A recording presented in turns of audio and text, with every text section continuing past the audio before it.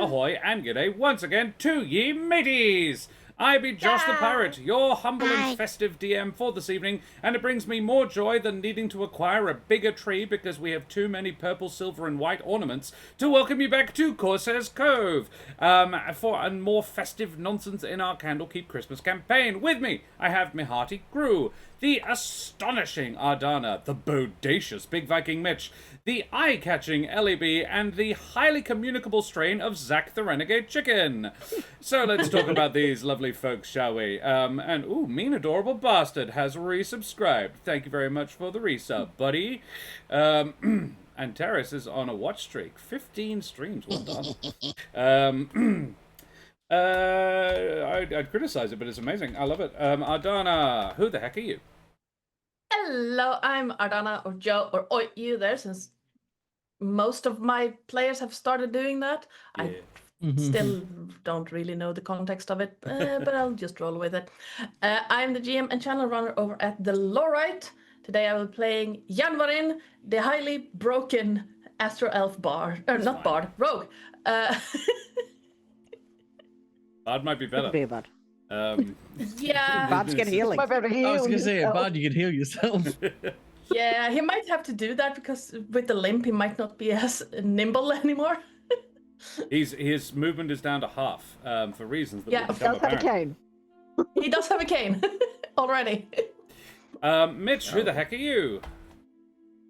How you going, everybody? I am Mitch, also known as Big Viking Mitch. You can find me on the Twatter, where I'll occasionally twat, and also very rarely on Twitch at Big Viking Mitch.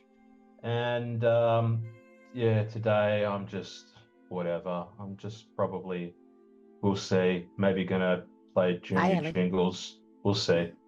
You know, it depends if it depends if I feel like it.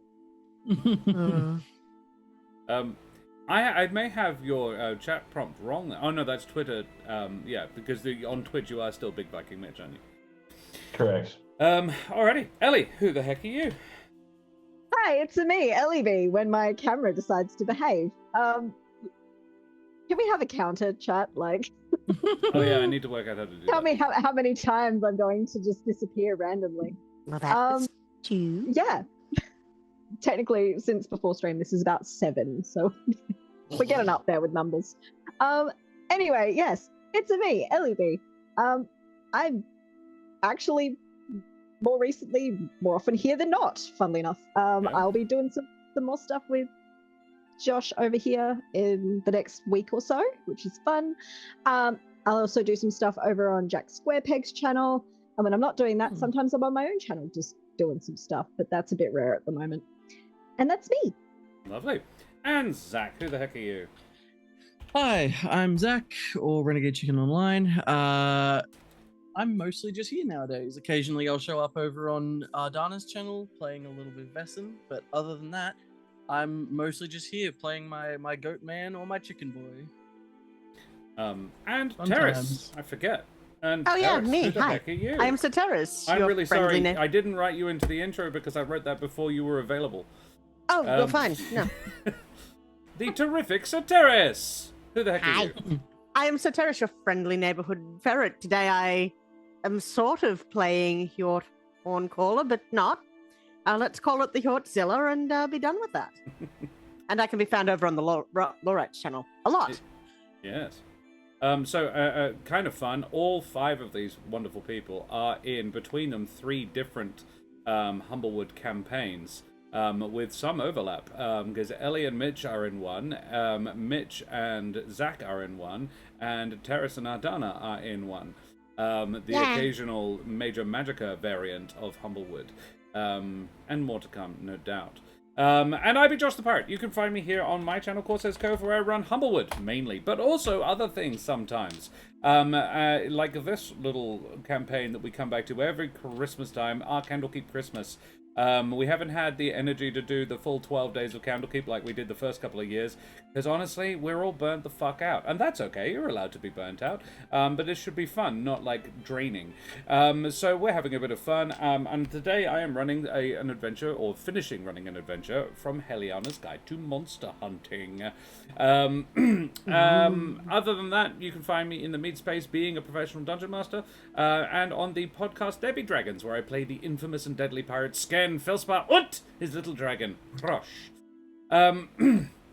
But you know that, because you've already been, you've come, you've joined. Thank you for joining us, you lovely bloody champions. We have, I need to remind our delightful, charming, and possibly even carefree audience to please like, follow, and subscribe to all the things, you bloody champions. We have all the exclamation mark socials. We have a Discord, I can type, if you want to come and join us there, hang out with us and get all the goss, all the news, share any events from your life. We love to see it, we love to engage with our community. It's a really welcoming and affirming place. And we have a YouTube if you want to hang out with us. Check out all the previous episodes you may have missed. This is the 35th episode of Candlekeep. So there's been quite a few adventures in this little setting that we've got, that exclusively silly Christmas adventures, and up till now no one has died, but let's see how that goes.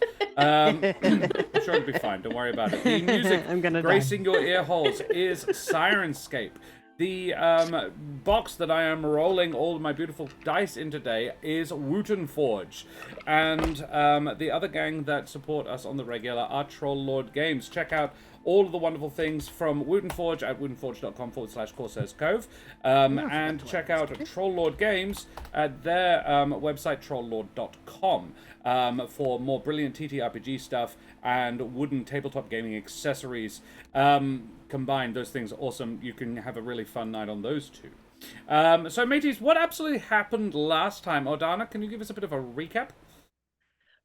Sure. Last time, two people had already vanished. I'm not entirely sure exactly who. I do believe one of them was a certain straw goat. And the other was Junior. Yeah. And, well, Miss Alto and Janwarin were blamfed in. The powers of the Candlekeep keep astounding as they manage to blamf into what I understand to be a pocket dimension, being a magnificent mansion. Janwarin having absolutely no clue, as usual, what is happening, and I'll probably, sharing that sentiment, try to figure out what was happening, because we were surrounded by kobolds. And the kobolds were having a little bit of an existential crisis, as there was this prophecy about another giant space hamster coming to crash into the world, destroying the city and the world at large, as if the space hamster was some form of comet. Janwarin, hearing giant space hamster and having lived most of his life in the astral sea, went very happy, until he realized that the kobolds were not.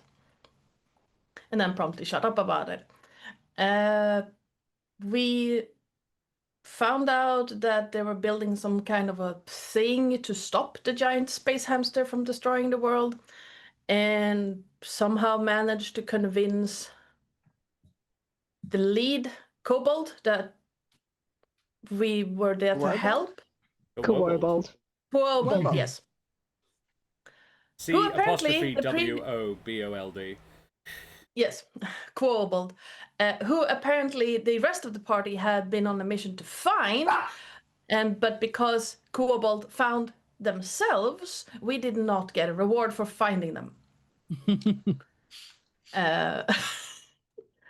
We were somehow led through sewers, not entirely sure how we managed to convince the kobolds that we were allowed to see where they were hiding their big thing that was going to save the world, but that's a thing that happened. Well, basically, it was pointed out to them that you could help, and that you guys got them. Somebody pointed out that they had maybe misinterpreted the prophecy, and it might not actually be when dawn arrives. It might be when the sun comes up. And all of a sudden they panic because they were like, well, that's only in like 8 hours. Oh, God! And then you pointed out that you had magic, so that maybe you could help. And they were like, well, shit, come along. Hey, Grand Attack. I completely forgot about that bit. Panic ensued. The party was led through the sewer system. Not really a sewer, more like sewer/grease tunnel where fat from the previous giant space hamster had been mined for the past 100 years. Don't think too hard about that bit. Ugh. And we were led into this giant hangar situation with an enormous metal kobold standing in the center. Janvarin managed to locate the book we were there for and stole that one, or reclaimed it, one or the other. Yeah. And then Hjort, being a coral snake at the time, decided to climb inside the giant metal kobold. And discovering that giant metal kobold was very warm and nice and felt good about the situation. Wow. And then I'm not entirely sure when or how we decided that we were going to destroy it. I think there was some psychic link shenanigans going on. You started a psychic link, then Holly said exactly the wrong thing at exactly the wrong time. And, yes. Yeah, pointed out to them that all right. it might need to start now. So Kobold turned the engine on. Yeah. And we were like, oh no, that's not good. This thing is held together by duct tape and a prayer. We should probably not have it explode in the city. And it fighting a falling space hamster might not be the greatest of ideas. And we also, and Janvarin also found a note describing that this whole thing was just a hoax to get the kobolds ousted from their jobs.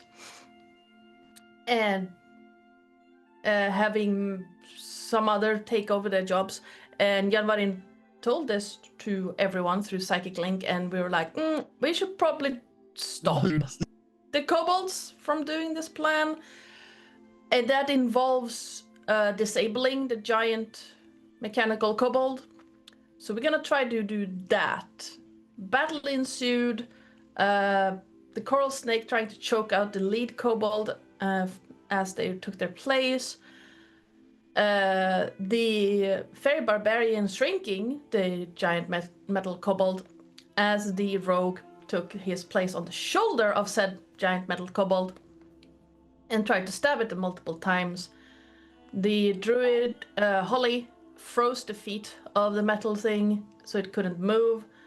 And then someone decided to be very smart about it, and I still love this idea, that he was going to banish the pilot of the kobold. Problem was that the pilot was now locked into the kobold, so pilot, co-pilots, kobold, and druid vanished with the rogue standing on its shoulders. And rogue hitting the ground. DM then had to go and look up his custom falling rules. That makes sense. Yes. 73 points of damage, as I recall, and the left leg broken. So sorry. Yes. It was amazing. It was so funny. It was. So good. The rogue ending up with 3 hit points to his name, turned invisible, then blamped, and just right after Holly managed to heal him, Holly and... No, just Holly. Just Holly got blamped out because Hjort was already gone. And currently a giant Mecha-Kobold stuck in the astral sea fighting giant space hamsters. Yes. Hjort inadvertently, I think, and so to be very clear, the reason this happened, Hjort, when you banished the Koboldzilla, you were in the middle of a massive web of belief coming from the kobolds that this would work, and the whole purpose of it was to fight giant space hamsters. So when you banished it to another plane, it took you to the place where there were the most giant space hamsters. Because that was its point. That was the purpose of it. That is the underlying logic of that situation. That is logical. I understand this logic as a parent. Yeah. Hjort then took out the it would technically be the princeps of this Titan Kobold, and both his moderati, and took his place, commanding all the crew to disembark to defend the Koboldzilla against the incoming, and should be noted, completely harmless and non-hostile giant space hamsters, as the Koboldzilla prepares to grapple the nearest giant space hamster. Does so, and then the banishment wears off. But before we do that, anything else you want to add? I am the dawn! Well, I also want to say your humble thank you to the dozens of mice who got us to this point and sadly perished in the effort. Yeah. Did lose a lot of mice along the way. The mice. Yeah. Hjort's mice. Yeah. Yeah, that's... Yeah. Oh, man. Nathaniel's still going. Nathaniel is Nathaniel's having still going. the worst day. Nathaniel was always a trooper. Yeah. Alrighty. So, may ravenous rodents singularly fail to fall out of the sky on top of you, and all your limbs remain completely intact, unbroken, and attached to you, as we head tremulously at first, and then with mounting heat and passion, into Bodrum. So, mateys, we returned to a hangar beneath the Bodrum button, though nobody in the party knows that. The chamber is 200 feet across and filled with machinery of dubious function. Perched upon scaffolding around the edge is a small army of kobolds, engaged for the moment in something of a détente with the Avowed who came knocking. Honestly, looking only for some plans. Said plans have been located and retrieved, though Ianwarin is not currently capable of returning them, as he recently has had a problem with his leg. Holly is just teleported out, leaving a pained Ianwarin and an even more confused than normal Isle casting about for what to do. The purple magic spreads, and in Holly's place stands Yevle and Junior, who had been in Bodrum less than an hour before, were teleported back to what they were doing before, which was just hanging out. So what have you spent the last 45 minutes doing, Junior and Yevle? Why do I have to come back again? Probably complaining. Honestly, that's probably what Junior's been doing a lot of the time to anybody on the nearby tables in the little canteen area that we were in. Anybody that would listen. Yeah, I think Yevle has probably been doing his best to kind of try to talk Junior around. To sort of be like, it's not so bad, I'm sure there'll be something more exciting next time, as he sort of reties the sort of like red ribbon that holds his limbs together. I think if we're then sort of teleported back, we'll just short break. Great. Typical. Junior, you were looking for something a little bit more exciting. Well, there is now several hundred kobolds looking on. The hangar is empty, but there was definitely something in here before. About half a dozen kobolds are suiting up into mecha outfits. Not a la Ripley from Aliens, but like it was made by a kobold. That's happened. So you appear. Ianwarin is currently invisible on the floor, and kind of next to you guys. Not that you'd know that. And a fairy that I think Yevle would definitely know. Junior has definitely seen, but I reckon Isle and Yevle have interacted. Like she wasn't an Avowed until about 25 minutes ago. But she did work at the Candlekeep before. She was, however, in the housekeeping department. But the Candlekeep has other plans. Gotcha. I imagine, actually, in that case, because I don't think our characters have obviously we haven't played together before properly. To give you a description then, Yevler is a sentient wicker goat. He stands on his sort of back legs.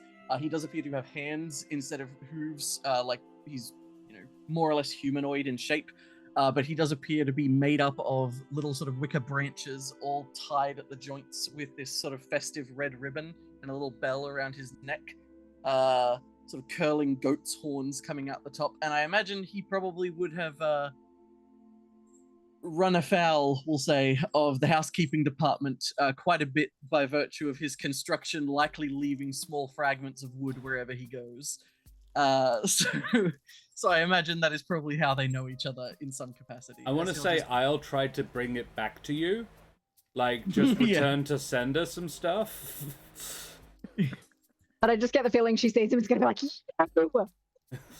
like, he'll just turn, oh, hello. Why are you here? Did I leave some behind? And we'll start looking at the floor, like, walking over. I don't know why I'm here, but also there was something here and it's gone now. Looking around, what's the general demeanor of the kobolds? The kobolds are on the verge of excessive violence. Practically all of them are armed, and those that aren't are in the process of arming themselves. It should also be noted that right behind Isle and the three of you is a cone of ice on the floor, and about 30 frozen kobolds, like statues in that cone. Several explosions have clearly occurred. The Mother of Bunnies redeems an inspiration. Oh no, for whom? I can hear the stream in the other room. All right, that's 2. Yeah, she's giving one to everybody who doesn't already have one. No. Amazing. Alrighty, well, inspired decision. You're all in danger. So Mitch now has one, as does Yevler. Thank you. And so yeah, Hjort already had one. But it's Hjort's. Yeah, just remember that, Terrace. I don't actually have enough programmed in. So, yes, Mitch, you have one as well, but yeah, I don't have it programmed. Very good, very good. Cool. Excellent. Thank you, Karen. Sorry for interrupting your conversation.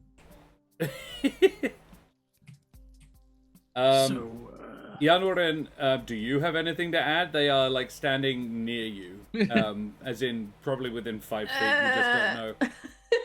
You hear a groaning noise at your feet, Junior. You're alright. No?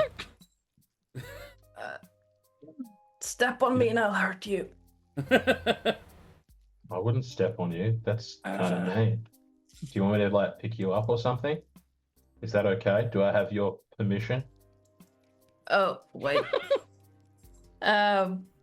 Yanvarin is going to end the invisibility, and at your feet you suddenly see this pile of gray robes, short-cut white hair, and what looks like an elderly elf with his cane lying next to him, just on the ground.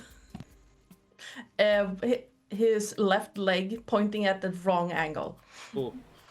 I'm gonna make an executive decision. Yanwarin was the guy who was the person assigned to, like, he was Junior's buddy for his first day of work.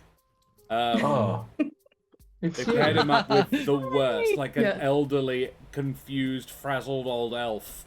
And Junior was like, oh, fucking great. Yanvarin, of course. Yes, great. You, of all people. Do you want me to, like, help you up? Do I have your permission since you were so rude straight out the gate? Fine. Sorry. I'm going to reach down, and as you go to take my hand, I'll go, and just like brush my hair back. And then I'll like a little smirk and reach down with my other hand to help you up. For anybody that's not familiar, Junior Jingles, think of him as like probably like looking like he's 16, 17, scrawny, lanky, but like he's a halfling, so he's scrawny and lanky for a halfling, right? But he's got that look about him. He's like edgy, kind of hair's slightly styled, but also kind of looking like it's windswept. And just, yeah, nothing super special about him. But he does have a little, like a hat on with a little jingle bell on the end of it. So, and you would know that he is the head elf's son, and he's on work placement. So when you were dealing with him previously, he was very much not wanting to be there, would rather be home playing games.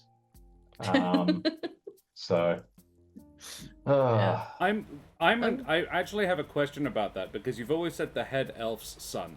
yeah, As in Santa's elves? as in Santa's elves, right? Okay, cool. That's Who- the yeah. Because the Candlekeep is not where Santa lives. No. So this is a work placement that the head elf of Santa's workshop, a different but like related organization, has gone like, hey, can my son, he's havoc around the workshop. I cannot have him at my place of business. Yes. Would you guys into mind chaos. him interning? And so yeah, and the Candlekeep's like, yeah, fuck it, we'll shove him into the Avowed, see how he goes. And he's surprisingly If your competent son for everything. survives, he'll probably come back a bit better behaved. Yeah, we'll either beat some sense into him or he'll die horribly. It's one or the other, I'm afraid. If there's looks time like this- before the Mecha-Koboldzilla comes back, Got sorry, I about 10 interrupted. seconds. Okay. Yeah. Well, No, being Kobold in, story. having the experience, because we have about 10 seconds, Janvarin is gonna look at Hjevle and just go, "It's gonna suck. Can I have one of your branches?" Your watches, I think he'll just sort of reach to his side and like wince a little, but we'll just pull one out Right. and hand it over. I think. Actually, also, is it safe? Would we have had a short rest in our 1 hour back at Yeah. the? Yeah, you would have had a shot. Okay. Yeah. Yeah. Thank you. And again, looking at, trying to look at people. It's all right. Looking at his leg, and you can see like his whole face is just a mask of focus right now. Just, someone pull that in the correct position. Someone hold the branch, and I'll wrap it. You splint your leg. Yeah. I It's would got- like... Scarf to do it. There is a 3-stage process to this. Bardic Tales is Hey. rating. Thank you very much for the Welcome. raid, you Welcome, bloody raiders. champions. Favorite raid emotes up in chat, everybody. Thank you very much. Bardic Tales and Marsha Sandwalker. Thank you very much for the follow, you bloody champion. Avast, matey, you wee scallywag. Mahes Sandwalker. I imagine that's a D&D name. It sounds That like a one. D&D name. It's good. And Bardic Tales has just followed as well. What the hell? You weren't already? Good on you guys. Thank you very much, you bloody champions. Avast, matey, you wee scallywag. Yeah, we are playing our Candlekeep game. This is a bit of a boss fight, but we are just doing a small amount of patching up. I require a combined check. A combined skill challenge. One of you's got to do medicine. Someone else can do sleight of hand. And the third can do whichever you want. As Yenwin has delivered 3, like, someone straighten it, someone hold the stick, and someone give somebody do the actual wrapping. I'm very. I interested volunteer to for go. rapping. Can I do an athletics check for that? Because I'll be flying. Yes, yeah. I'll do the sleight of hand. Okay. Oh, You do no. the Well, I got a plus 10 to that. I think that'll leave me with the medicine. 11. Great. I'm sure that'll be good. Oh, 29. Oh wow. Okay. So how did we do? I'm gonna use my inspiration point. Wow. Okay. Sounds like a great thing to use it for before we go into a boss battle. I rolled the same thing again. You can Oh, no. shift that inspo across to me. That's a 4 medicine. Okay. I rolled a 2 well. on the dice twice. Cool. That's like, nah, it's fine. It's a sign of my shifting luck. For the longest time, I have had an uncanny ability to roll The same again with- statistically unlikely number of nat ones. In my D&D game I play on Saturdays, it happens so often. My DM gave me a boon that's going to give me a buff if I roll enough nat ones. So my luck has now adapted to rolling nat 2s instead. Yeah.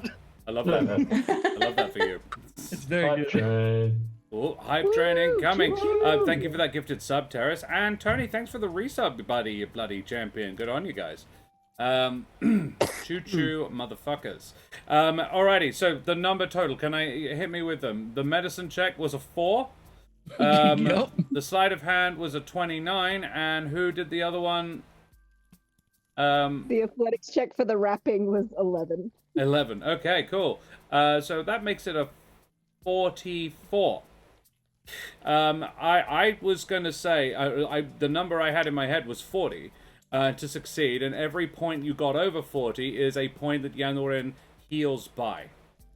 So Yanwarin Nice. gets Welcome. 4 healing points, and your leg is not... It's still fucked. You are still like... But you can move again. Yay! Yeah. Get moving. Nice. Good. Teamwork. And the last thing he's gonna do is just shed the ropes. Just pull them off. Because they're in the way. And as Yanwarin's robes land on the floor and he sort of turns, and the 4 of you kind of instinctively sort of form a rough line, Yanwarin pivoting on his broken leg, still leaning heavily on his cane, you turn to face... Junior and Yevle, you're not even sure exactly what it is you're turning to face, but you just kind of get the sort of cinematic urge to form a rough line in the face of oncoming peril. Not even sure what the peril that is oncoming is. However, with an unceremonious pop of air pressure, the gargantuan form of a raging mechanical kobold appears in the midst of the space. Oh, and, Ellie, thank you very much for that gifted sub as well, you bloody champion. Apparently constructed of scrap. Whole buildings seem to have been incorporated into this construct. A windmill adorns its back, and its left arm ends in a hammer, the head of which is a pavilion of some sorts, which I think one of you may remember hearing some children complaining about not being able to do their end-of-year concert because the pavilion's gone missing. And clutched within its limbs, and apparently wrestling it, is an enormous hamster. Predictably, pandemonium ensues among the onlooking kobolds who suspect that you are giant space hamster collaborators. Please roll me initiative if you aren't already in the order. Okay. Oh, that is a... and all right, thank you for that cheer, you bloody champion. That's a hype train! Choo-choo! I assume I'm already in the order. You are already in the order. Excellent. I was concentrating so hard. It shouldn't have gotten big again. Yeah. My character thought she'd made it super small rather than it disappearing. Yeah. Because my character's an idiot. Oh, I that love makes 2 her. of us. Jingles gets a 25. I got a... Alright, now that Making we a know. new 13. top at the head of the order, and a 13 from Yevle. Okay. And Hjort, I'm Wait. gonna put you at the Mecha-Koboldzilla's initiative for now, but you will retain your 23. Excellent. But yeah, currently you're at 17. Because that you are the Mecha-Koboldzilla at this point. Excellent. Not that anybody knows that. Hjort was inside this thing. Yanwarin and I'll know. Junior and Yevle have no idea. They didn't get told that. And in fact, I was like 45-ish seconds, probably nearer 2 minutes, but there we go. It's a long way to the Astral Sea. So we are top of the order to you. It is Junior to go first. The kobolds roar. The creature is... You are aware, all of you are aware, that these creatures, these kobolds, were under the impression that a giant space hamster was coming. Ianoren, you would know, looking at this thing, as a former inhabitant of the astral plane, this is not a giant space hamster. This is a giant, miniature giant space hamster. Of course. Yes. So, I read this today because I have the Spelljammer book in D&D Beyond, and I had never actually looked at it before. So, there are two different things. The actual lore is that the original species was the giant space hamster. Then, a bunch of wizards thought, wouldn't it be funny if we made them smaller? They created the space hamster, just the normal miniature space hamster. Miniature giant space hamster, which is what they called it. And in doing so, made them a little bit smarter and telepathic. Miniature giant space hamsters have proliferated throughout the planes, and on every other plane, everyone just calls them hamsters. But all hamsters, canonically, in D&D, are miniature giant space hamsters. No one knows. They don't talk to anybody, they are telepathic and have an intelligence of 6, but they don't normally communicate with people. Minsk of Rashomon is not insane. Or he is, but not for that reason. However, Ianwarin, you would know that a different, more stupid group of wizards were like, hey, wouldn't it be funny if we took a miniature giant space hamster and made it big again? So that's what happened, and they created the giant miniature giant space hamster. A miniature giant space hamster is 100 times smaller than a giant space hamster. A giant miniature giant space hamster is 100 times larger. Ah, yes. So this creature is nothing like the stat block that you found in you would find in Spelljammer. I don't know exactly how to place it on a CR score, but definitely up around the 10 to 12. One of its attacks is dope, and when it gets to, I will tell you what it does.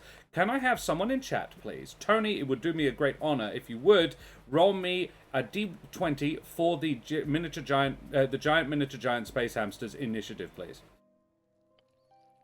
And I'm pretty sure it's only possible for it to equal Junior's score, so Junior probably gets to go first.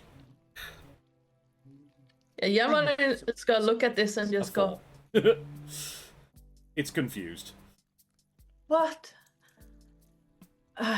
You would know these creatures to be quite intelligent. Like smarter even than a miniature giant space hamster. But also very gentle. Yeah, he just looks at this whole situation as, why? What? Is it pain messing with my head, or it's everyone seeing this thing? It's just asking the others. So, Which one? yeah, that's it. The hamster. Yeah. Right. Sorry, you go. No, you go, sir. All right.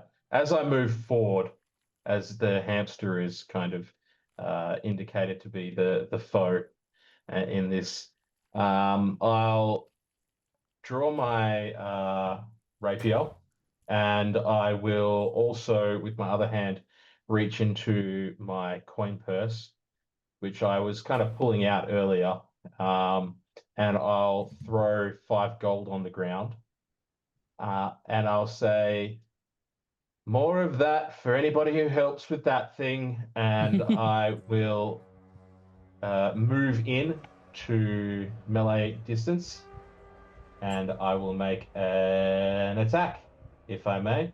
Against the hamster or the Mecha-Koboldzilla? The hamster was indicated by Jan as the one to be attacked. I meant he just asked if you're seeing it or if he's hallucinating. What am I hitting? I'll shout out. The metal thing. Metal. Hit the metal.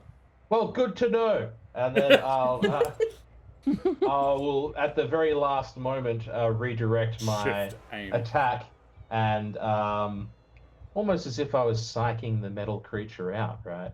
Yeah. And I will man. kind of slide in and take a stab. Hell yeah. Junior, So, with uncommon athleticism, dashes forward. You're attacking the Mecha-Koboldzilla, the 100-foot tall metal construction. A 3-foot tall hobbit is dashing forward. How do you attack this thing?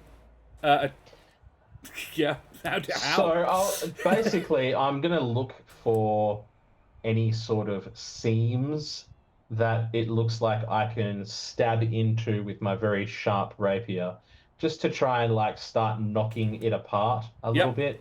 It doesn't. It sounded like your description, based off your description, that it was kind of a little bit piecemeal. Very much so. So to the point where, if you have a look at it, it is clear that this thing already has some significant battle damage. And in several places on its upper carapace and around its legs, it has been the armor has been sort of broken and stripped off. Several places it's just hanging limply. There is a mechanic whereby every 20 points of damage done to it, its AC goes down by 1. Right. However, So the gang has not nailed exactly what the AC is right now. I'm looking for either seams that I can stab into, or almost like connection points. So if there was something that was, say, for example, bound with some rope, I would go for that rope to try and unbind it. You know what I mean? Cool. So that's what I'll be doing. Alrighty. First, yeah. So not first attack, my only attack. Are you a rogue? I believe. I'm a rogue. Yeah. Excellent. 2 rogues, a barbarian, and a blood hunter. We are cooked. 27. A 27. Amusingly, a 27 would have hit it at full strength.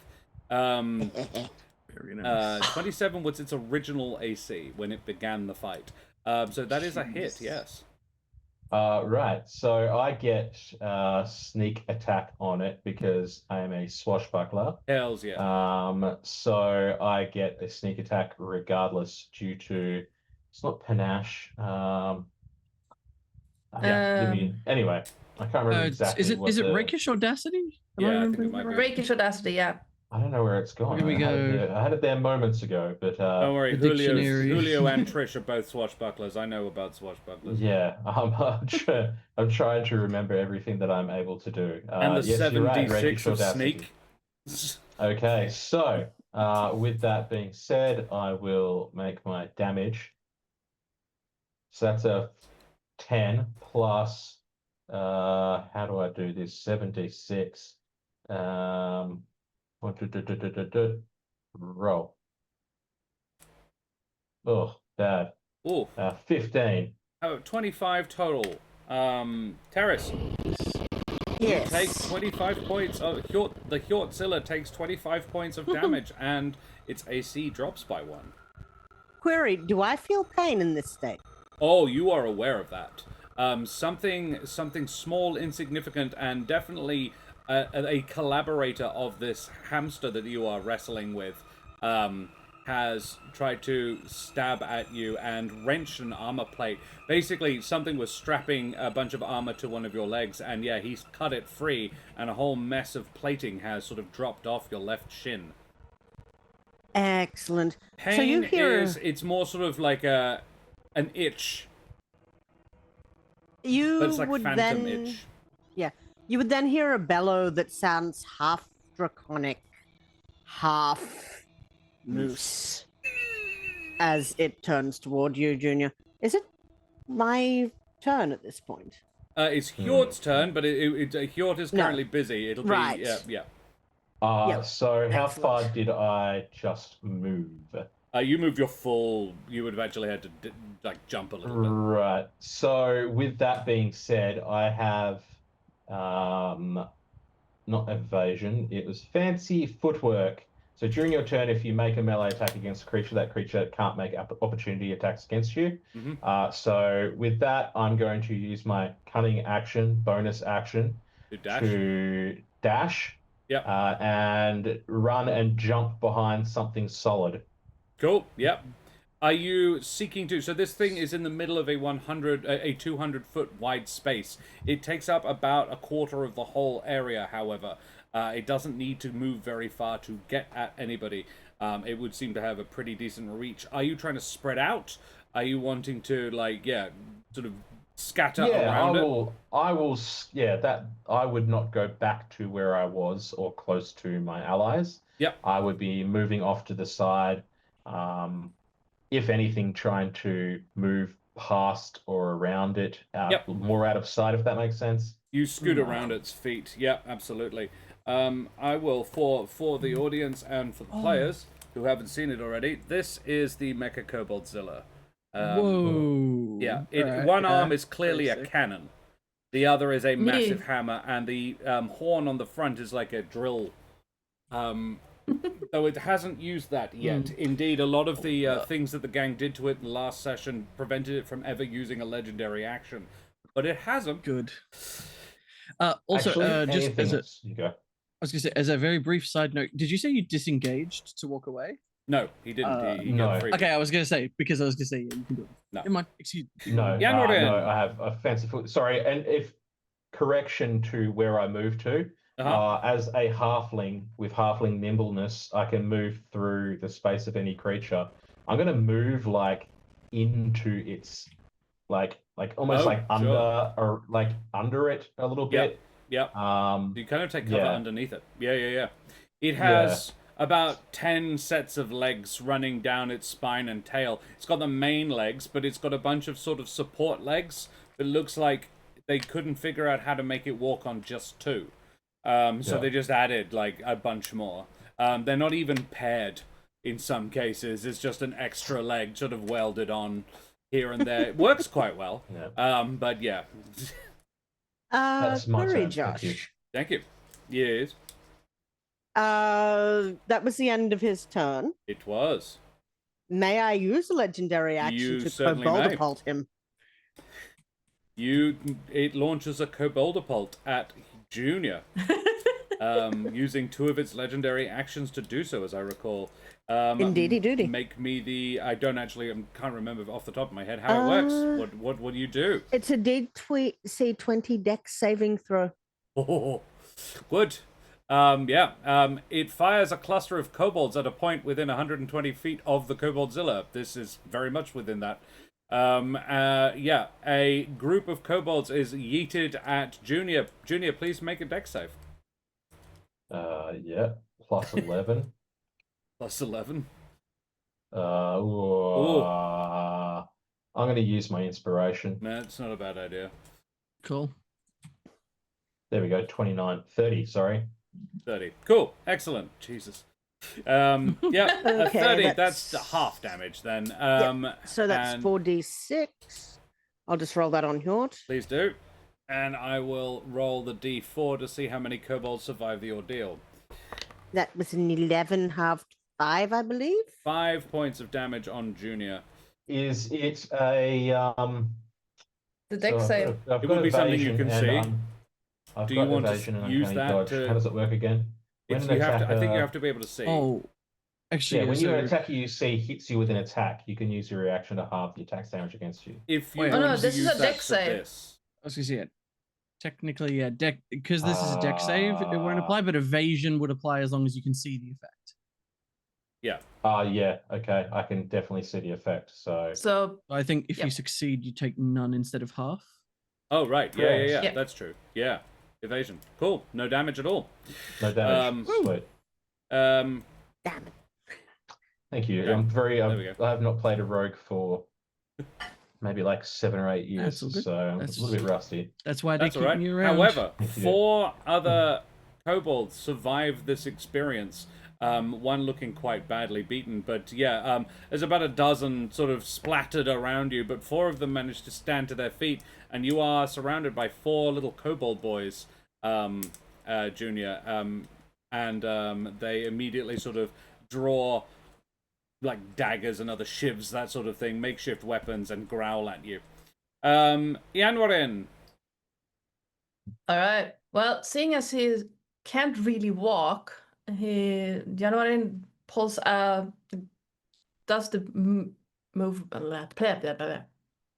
the movement to get those purple blades out again, both hands, and he's gonna use a bonus action to yeet one as close or into this thing as he can get, because it is a die roll. Mm-hmm. We're gonna roll 1d10. I can't see the result at all. It's not showing up. Neither can I. Beautiful. Oh no. It's that new. They had maintenance the other day, Yeah. so now That's you good can't job. see your dice rolls. Yeah, you have to turn it off for some reason. Yeah. Yeah, no, and if you do, you don't get the results. Only the dungeon master gets the result. I haven't seen anything. Yeah, so that's fun. Let me see. 1d10. But gonna break my stride, never gonna slow me down. Okay. Kobold, kobold. I'm trying to I'll fix keep this. moving. Nope. Let's see if I can manage to get that I to have work again. concerns. In order to roll on your sheet, you have to turn it off, but you can't see the result if you do. So that's fun. Cool, they've made it even better. Lost Yes. Archives is raiding as well. Raiders, thank you very much for joining us. Welcome. Raid! Hey, raid emotes up in chat, There we go. everybody. Now it There rolled. is. Okay. A 3. All right. That's damage. No, that's how many feet I get teleported. Oh, okay. 30 feet. So 30 feet closer. Yay. Yep. And then we're going to throw the second one at the thing. Try to hit it. Hello, hello, and happy holiday special right back at your Lost Archives. Thanks very much for joining us, Owen, you bloody champions. Owen is a stream team buddy, and the Lost Archives are fantastic. The Lost Archives. Streamers, please check them out if you have not already. Drop them a follow as well. We are doing the Hunt for the Mecha-Koboldzilla. Currently, it is the Hunt for the Mecha-Hjortzilla, as Hjort Horncaller has kind of made himself the captain, princeps, driver of this giant mechanical titan kobold. However, the gang doesn't know that, and it is trying to kill them. So, let's see how that goes. Yeah. There's also a giant minister, giant space hamster. All right. So how far away from where it landed would Januarin have been at the start of this? It's 60 feet. I think you teleported back to Holly, and it's back right where it was before, so yeah. Yeah.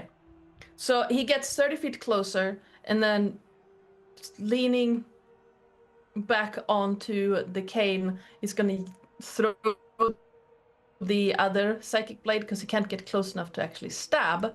Yep. So he's going to throw that one at its head. Oh. Love Okay. it. Oh. Oh, that's fun. Okay. So that is a 19 plus 9. That'll do it. So 28. That'll do it. Oh. Technically, there is currently an ally within 5 feet of it, so it's Junior. So yeah, hitboxes are fun. So that is 1d6 plus 4 to start, which is an 8 psychic damage to start with, and then we're gonna do the sneak attack for 76. Ooh. Of Oh, there we go. 25. So a total of 33. 33 more points of damage and another AC knocked off. I hope Terrace is keeping track of this, because I'm not. I believe that's 2 so far, so we should be down to Yes. that number. Yep. Fantastic. And then he's just gonna Oh. back on the cane. Let me just quickly It's open a basically like spreadsheet. That's not a bad idea. I need to mark off one more of the psychic die. was only the first one was free. Ah. I have not kept track of hit points. Okay. But we've had 2 hits, so I did, I believe, 25 damage. And yeah, 33. Julia Yeah. Jingles did a 15 and a 10, and 25 and 33 would be a total of 58. okay. Yes. 500. Lots, so much, very good. Excellent. Then it's S. Who is S in this situation? Sprinkles. Sprinkles isn't here anymore. All right, it would be Isle with the Mecha-Koboldzilla on deck. Yeah, Isle is really pissed that it's now gotten big again, because she doesn't know what's going on at all. So she's gonna rage. Love it. She's not and her concentrating doing on that spell anymore either. No. So yeah, she's gonna rage, which also means that we're gonna have some lovely wild surge happening. Oh hell yeah! You're going to summon a second miniature giant space hamster. Giant space hamster. Yeah. We may need to roll on that wild magic table, Josh. Okay. Roll me a d20. I shall. I'll This do is the on big die. Corsair's Cove's better primal, better wild magic surge table. That is a 2. Oh. Okay, a 2 would actually be, I think, one of the original ones. When you enter your rage, incandescent wings erupt from your shoulders. You gain a fly speed equal to your walking speed. These disappear when your rage ends. Roll again. That doesn't make any sense. Yeah, Or, I will tell you what, you can either roll again or you can double your fly speed.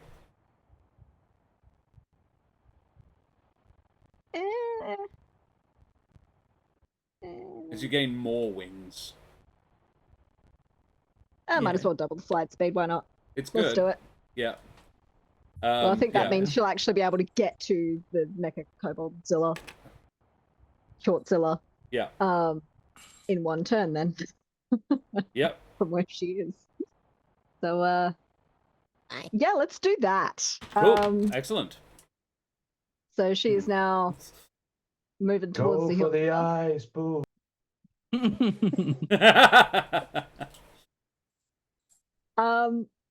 Oh, what do we want The hamster turns and looks at you like, and you hear in your mind, "How did you know my name?" Gasp! That's not. A celebrity. Cool. Looking You at- enter a rage. You fly towards the Koboldzilla. The giant miniature giant space hamster is grateful for your assistance, though it is unable to express how grateful just right now. Yep. I think. How does she attack? Yeah. I'm just seeing what I've actually got. I have very little. We have hand axes. Let's go. Okay. He's a tiny berry with a hand axe. This is gonna go great. I need to. It's definitely a candy cane that she's sharpened. Oh yeah, yeah. It's a toothpick. Let's be real. She and Dolph are friends, and Dolph has one like that, and she's like that, but I've got 2. Yeah. Yep. So she's just, I guess, going with that. Yep. Love it. Yes. Yes. Okay. That is a 14. Oof, not so much on the first attack. I don't think that is. New. Let's try that again. Do it again. That is a 27. 27 That is does. it. Even angrier on her, like, just bang, and it chips her candy cane axe, and she just glows even more. Roll again on the wild magic surge table. Every time she fails, we roll again. That is a 17. Hey! So now your movement is back to normal. However, whenever you hit a creature with an attack before your rage ends, their height decreases by 1 foot. All melee damage done to this creature is decreased. Oh my god. That's All one way to melee shrink damage it. done by this creature is decreased by 1 every time they shrink. When your rage ends, they return to their original size. You're so angry, you're making it smaller. Wow, so it was literally got mad, went, why isn't it small anymore? And you're just beating it making it smaller again. Yeah. Oh, good. 100 hits later, it can't get smaller than 6 inches. But this is why we roll the dice. Alrighty, it is yes, I actually need it to is do now damage. 99 feet tall, and it does 1 less Josh, damage every time it attacks. Do have a tiny question. Mm-hmm. Does this also affect Hjort inside the machine? It would be Hjort would be also be yeah. Let's say it does because that's fun. Hjort is now 1 foot shorter too. No. Incredible. I actually no, because it would be Minimal. commensurate. You're currently the same thing, so you wouldn't be getting 1 foot shorter. Otherwise, you will get to 6 inches pretty quickly. You would be getting about an inch shorter. It's like 1/10. But yes, your damage would also be decreased by 1 point every time you do damage. You're probably going to end up with a miniature giant moose. As well. Alrighty, We're roll me working damage. on making it a miniature giant space hamster. That's 7 plus 2 from the rage, I think. Yes. 9? Is it 2? Yeah, It might be 3 it's at this 2 or point. higher. Yeah. No, it's 3. It's 3. There you go. Hey, little man. So minus 10? 10. 10 Okay. points of damage. Okay. Cool. Excellent. But no decrease in armor, I'm afraid. This time, however, just smacks it across the shin, I want to say. No, you were going for the nose. You boop it on the nose, and the whole thing just goes... I'll somehow... Incredible. You see a look of not disappointment, mild annoyance that you think you've seen before at the booping. You can't quite put your finger on where, I don't think. Oh. I love it. I love it. I love it. I love it. It's brilliant. Yes. That would be Isle's turn, because she used her movement to get there, used a bonus action to enter a rage, and then hit it twice. Alrighty, that makes it the Mecha-Koboldzilla's turn. Isle is up in its George form, and she is, dead set, up in its grill, and it's actually got a speaker grill as part of its mouth. And its eyes are, George Foreman grills, definitely. So, what does the Mecha-Koboldzilla do? Hjort? The Mecha-Koboldzilla is going to... So, hear me out, Josh. Okay. I would like to gazebo smash Isle, but I would Okay. rather than gazebo smash, hamster smash her. Oh, okay. Use the hamster to beat her. Mechanically, you'll get gazebo smash, but you are going to throw the hamster at her. Not throw, smack with hamster. Okay, like pick up Still and smack grappling. with hamster. Yeah, Still smack. holding. Gotcha. Still holding, just smack. This hamster is only 1 size class smaller than the Koboldzilla. It is a 60-foot tall hamster. Yes. So Yep. it would be the same damage and everything? I will say just mechanically that's what you're doing, but Yep. for narrative, it's hilarious to hit her with a giant hamster. Yes. So that is a 5 plus I understood. 13. 18 to hit. Does an 18 hit the holly? Not the holly, the Isle. Isle. Yes. Dang it. Excellent.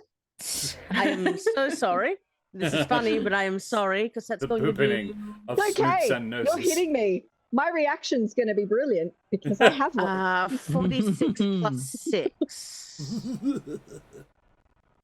Sorry, I've got to keep switching. Don't worry, she's raging. Not 5, 4. You can do this all day. That's 14 plus 6, which is a solid 20. Filthy 20, half to 10. Half to 10. Love it. Let me see. That's the first attack. Second attack, Hamster it... is pissed off about that. And the hamster is, I would remind you, the primary thing you were really worried about. Yes, that's why smack hamster. Yeah. But the other attack is actually a tail attack. Uh-huh. that I can do on this turn. So it's Is that going to gonna sort hit of me where I am? Hey? the tail attack. I don't know. After being hit with a hamster, the tail, would that actually hit me, or would it hit the hamster? Because the hamster would Oh, probably be no, in it front. would be neither. It would be, I've always thought the tail's on the other end of the creature, so Yeah. you'd have to use it to attack something else. Probably Yeah, get is Junior there- with it. Yeah, it'll smack Junior with it.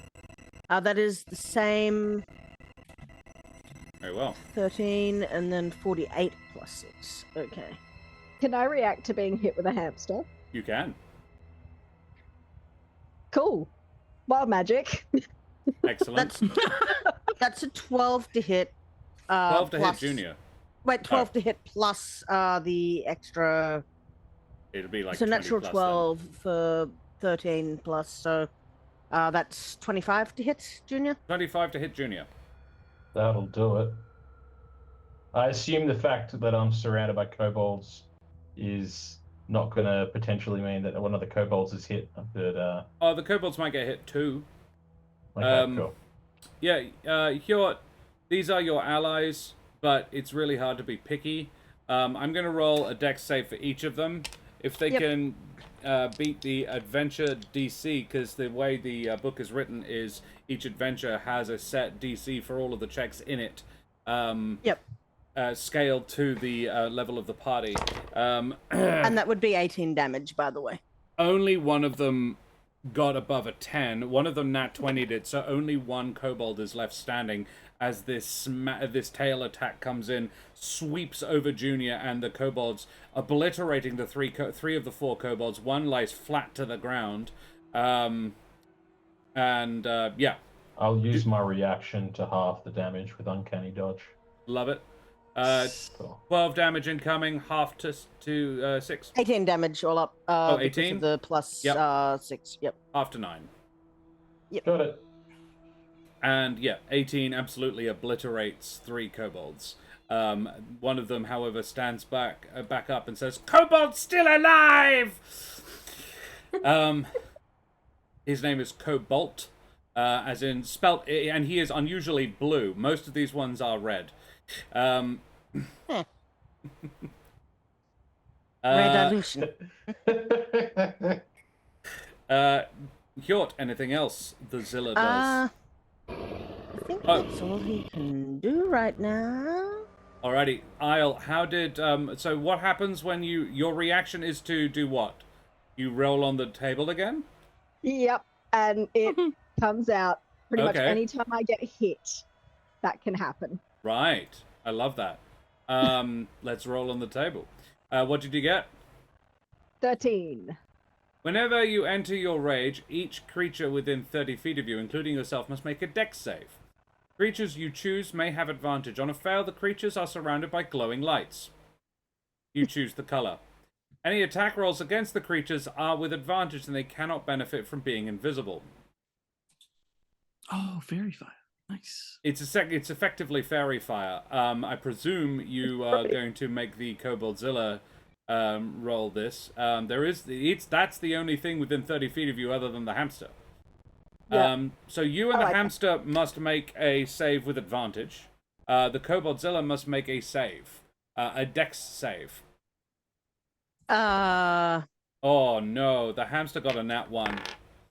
That was a nat 20. That would be a 14, I believe. 14 at the stats. probably doesn't do it, because it'll be your on mod plus your plus 10, I think. Yeah. So the DC equals 16. There you go. The hamster got a 6. So no, but yeah. So the hamster is glowing, and so is the Koboldzilla. It hit you so hard, you are now literally seeing stars. So is the hamster. Excellent. That's the kobold. That's the hamster. Smash hamster. Smash hamster. I'm gonna say, because I liked it, the hamster. The hamster is so pissed right now. However, the hamster is dead last in the initiative order. That is the Mecha-Kobodzilla's turn. It's Yevle. Okay, so from our starting position, how far away did you say this thing was? 50 feet.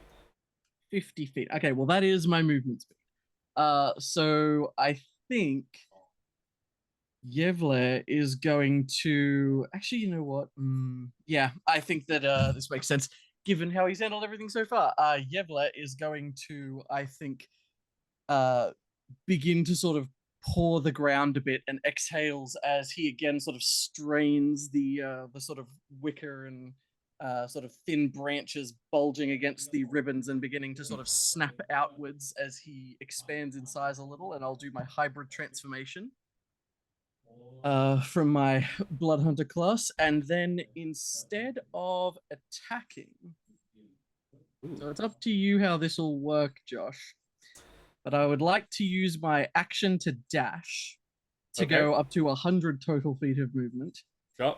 And abuse my 30-foot high jump to effectively sprint and just, like, I think you see him fully kind of go from a full sprint into a, like, still moving quick full crouch and just rockets himself up to the side of this thing, and I'd like to climb as high as I can up onto the creature. You're scaling its back. You about get to its windmill. I'll take it. I have no frame of reference for where that is, but I'll take about it. Halfway up its back. It's supposed to look like it's got, like, the spikes on a dragon's back. Right, yeah. And one of them is just a fucking windmill. Okay. That is unfortunately my entire turn, because otherwise I would have only been able to make it to the feet. So I think Yevle will just sort of grab on to the edge of this windmill and sort of turn to assess the battlefield, and I'll end my turn there. Yeah. Excellent. Lovely. Then it is the Kobolds. The Kobolds should not be forgotten. They are a group of people who have agency in this game, though not nearly as much as they'd like. Come on. Scroll. Here we go. So, the Bolt and Co. Group are a pair of Kobold mechs have managed to join the fray. But first of all, it is Kobold. The little blue Kobold is going to attempt to stab Junior. He rolls he gets a 15. No, yeah. Junior just sort of steps nimbly to the side as Kobold's screaming, "Kobold is invincible!" Yeah. He's you definitely sure you don't not. want some money? Oh, shinies! No, not my head. Cool. That's his turn. Then the two Kobold mechs are going to swoop down. These things can fly, and in fact, one of them is going to swoop at Yevle. No, what am I talking about? I think one of them would go for Yevle, as it is worried about this goat man clambering up the thing's back. It will, it is going to make a couple of, it's going to use its cavitation drill attack at you. And it's going to do it twice because it can. It's a +7 to hit, so a 10 and a 22. 10 misses, 22 will definitely hit. I think he manages to dodge the first. He's got one hand free. He's not so much grabbing on, I think, to hold on as just like a general stabilization, as he's doing the full mountain goat, just walking up the side of the thing. Yeah. I think you leap onto the still turning blades of the windmill to avoid the second hit. You actually blown backwards a little bit and catch yourself and actually take a little ride because it deals 1d10, and I rolled a 10, so 14 piercing damage, and a further 2d6 thunder damage. It's a good little attack. That's a further 7. So it's 14 and 7. 21 points of damage, which means but the thunder is 7. I was going to say, I'll take a net 14, because while I'm transformed, I get the kind of like barbarian, the resist, bludgeoning, piercing, and slashing. Love it. As I think he'll sort of bat the thing away. I think full, King Kong vibes, one hand holding onto the windmill, swatting at this flying machine. I apologize. It has advantage on its attacks. Oh, that's valid. Roll for the other one. It has pack tactics. The second attack would be a filthy 20. Yeah, that will also hit then. Which is not as impressive. 7 more thunder, but a mere 9 piercing. which I'll halve to 4. Yep. As I think, just full King Kong, one hand on the windmills, swatting at these flying machines. The other one is going to use its javelin missile, and fires a dynamite-strapped javelin at a point it can see within 120 feet. That point is the space where Isle and the hamster are. And Isle and the hamster must make a dex save. The hamster is not bad at these. Let's see. It is, however... Oh, it makes the save. It just makes the save. Isle? Ooh. Dex save. I can see this, yes. Yes, absolutely. Good. Cool, I get advantage on that then. And I'm gonna fucking need it. 19. Yeah. You passed. The hamster equaled the number it needed. That's a DC 12. The hamster got a 7 on the dice. Taking 3d6 thunder damage, or half on a success. However, I did roll quite well. That's 12 thunder damage, halved to 6. And it's thunder damage. So it's the full. And the hamster takes its first damage of the game. Going down to 214 hit points. The hamster is one tough cookie. That's the kobold's turn. I've been hit. Yep. More wild magic. Oh yeah. I'm a bitch. Is it something that you can do just whenever? It says immediately after you take damage or fail a saving throw while raging. You can use your reaction to roll on the wild magic. You've used it already. Only one? It's a reaction. Turn? You can only get one reaction a turn. Okay. Oh, weird. Okay, no more. Damn it. It's just like... Next time. Next time. I will keep doing it. However, the hamster now has advantage on attacks against the Koboldzilla, and the hamster is going to use that. The hamster is going to firstly, it's gonna attack the Koboldzilla. It's grappled, so it can't actually move around. It's going to Jenny McGenface, thank you very much for the follow, you bloody champion. Avast, matey, you wee scallywag. That is an excellent stream name. Well done. Was it voted for by the population of England? And if so, well done for actually listening. Thinking it. So the hamster has 2 attacks. One is its bite attack, which is pretty standard. It's plus 10 to hit, and it needs it. It needed the advantage because it was a nat 1 or a 14, which means a 24 to hit the Mecha-Koboldzilla, which I'm pretty sure does 24? it. Yeah. Yes. For 4d10 plus 6. I rolled 3 3s, however, and an 8. 9, 17, 23 points of piercing damage. And the Queen Binch just resubbed. Hey, Jess, how are you, my lovely? Hey. Next week. Lovely to see you. Jess will be joining us next week for an adventure. Yes. And Ardana and Ellie, please don't let me forget to sort out which of you is doing Monday next week before we go. I'm glad. You are vibing. Excellent. So, that's 23 from the first one. The second attack, and this is because I own rabbits. The second attack from the giant miniature giant space hamster is Scrabble. It is going to use its tiny, adorable little paws that are actually about 10 foot across and try to scrabble at the chest of the thing. The way this works, it keeps rolling to hit until it misses. I like that. It deals 1d6 damage, or 1d6 plus 5. Oh, no, sorry, just 1d6 per hit. Nice. But it does it potentially a lot, and it has advantage. So, let's see. The first is... it misses. It got a pair of 5s. Advantage! No, I had advantage. No! I had a pair of 5s. Damn it! Plus 9, so a 14, but that is not enough, unfortunately. Yeah, I feel that the Hjort bot has held it out a little further. And Yeah. you hear, The arms a very clank out. distinct. You know what? I like that mechanically. I'm not going to do that. I'm going to let it stand this turn. But if it happens again, I'm using my DM's inspiration.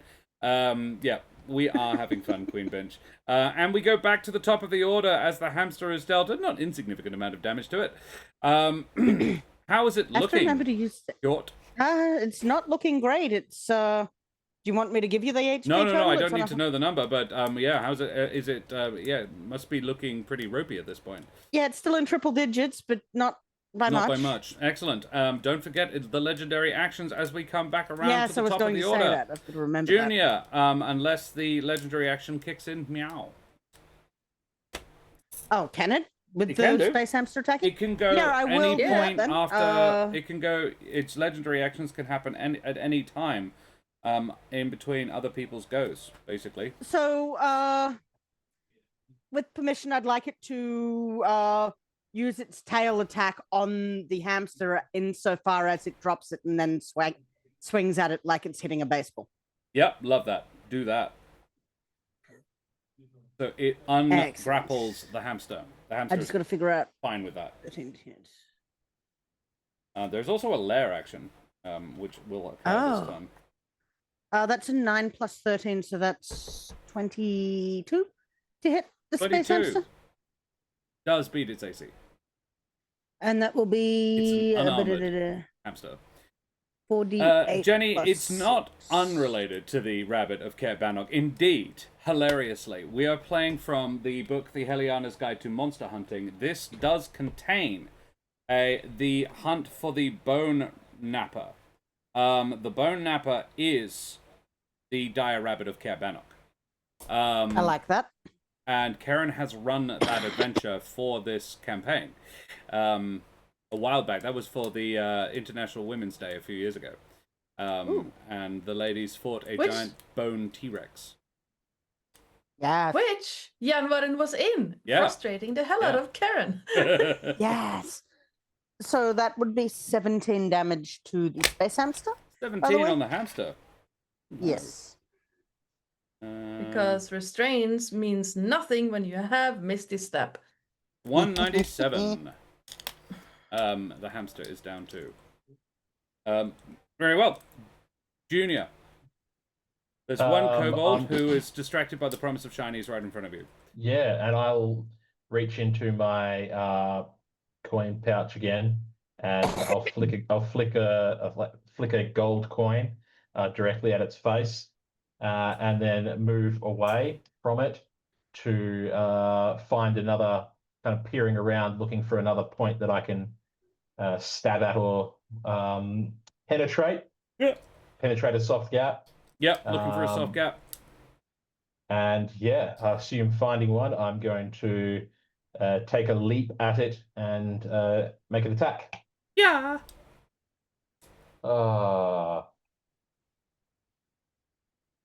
No. I don't get advantage, do I? No. I can't think of any reason to get advantage. So that is my attack. Technically speaking, it is in threat with 3 enemies. 4. So it would considered to be flanked because you are behind it. I'm kind of, behind, under it, yeah. So, There are I mean, Hamster, if you're... Isle, and Yevle are all in threat with it. So technically you are, yeah. If you're happy with it, then I'm happy with it. Yep. I'll take another roll. 20. Hey, there you go. 20, Yeah, I'm pretty confident, does beat the AC, yeah. I believe the AC is down to its standard at this point. Yes, should be. Yes. I think so, yeah. So yeah, that will hit. And 14 then max damage. 1, 2, 3, 4, 14 plus 29. Fuck me. 43 points of damage. 43. Rogues, man. Yeah. Wow. That's big. That's a big hit. Is that actually in terms of the dice? That's 5, 4, 5, 4, 3, 2, 6. That's big. Makes up for the 15. It does a bit, yeah. And then with my cunning action, I will... So I've got a successful attack on, which means I can move out without an opportunity attack. So I'm going to move away from the Kobold. Yep. And just find another spot, maybe a little bit further back, right near its like one of its feet. Yep. Almost like I kind of feel like I would grab a hold of one of the legs and put my foot on it, so that if it moves its leg, then I move with it, because I'm so light and small. But also, that'll mean that I won't get stomped on, and then if it swings its tail at me, it's going to smash its leg, is my thinking. Yeah. So that is my turn. I love that. Yep. You sort of take cover on one of its own appendages. That's smart. Alrighty. That makes it back to Yanwarin. All right. I have an idea, and this could be funny. Oh no. But Any it kind of legendary depends. actions? Just out of curiosity. I was looking at mythic actions. How do they work? You can't do them yet. Okay. Excellent. Oh, that's promising. And everyone goes, oh, good. So, Yes. if I've just been smacked massively, I would like to Kobold again. Basically, bend forward, let shoot shoot kobolds from the cloaca. It's going to track and take a shit and some kobolds on top of you, Junior. I was going to say, truly upsetting. That would be a DC 20 dex save. 22. No damage. Excellent. Nice. But there will be more kobolds. Yeah, let's see how many kobolds survive the experience. All 5 possible kobolds appear in a cluster around Junior, however. Scatter some more coins if I... You've already had your free object That's interaction. true. Yeah, I know. All right, Yanwarin. All right. So he can't get up there, I think. Standing on the ground, how many kobolds are like within rushing distance from him at this point? Like, I think he is a solid, like, if not the least dangerous person in the room by the kobold's estimation. He's certainly near the bottom of the list. Yanwarin is not currently the object of anybody's particular ire. Even kobolds, as opportunistic as they are, see you and then see all the others just doing this absurd damage, and then and I cannot stress enough, 60-foot tall hamster that they have spent the last 2 weeks in mortal fear of, doing battle with the thing that they spent a lot of time in the last few weeks creating. You just don't really register, so I don't think there's any of them that are like near you and looking dangerous to you. Okay, so Yanwarin normally has a 40-foot walking speed, so that's reduced to 20 because of the broken leg.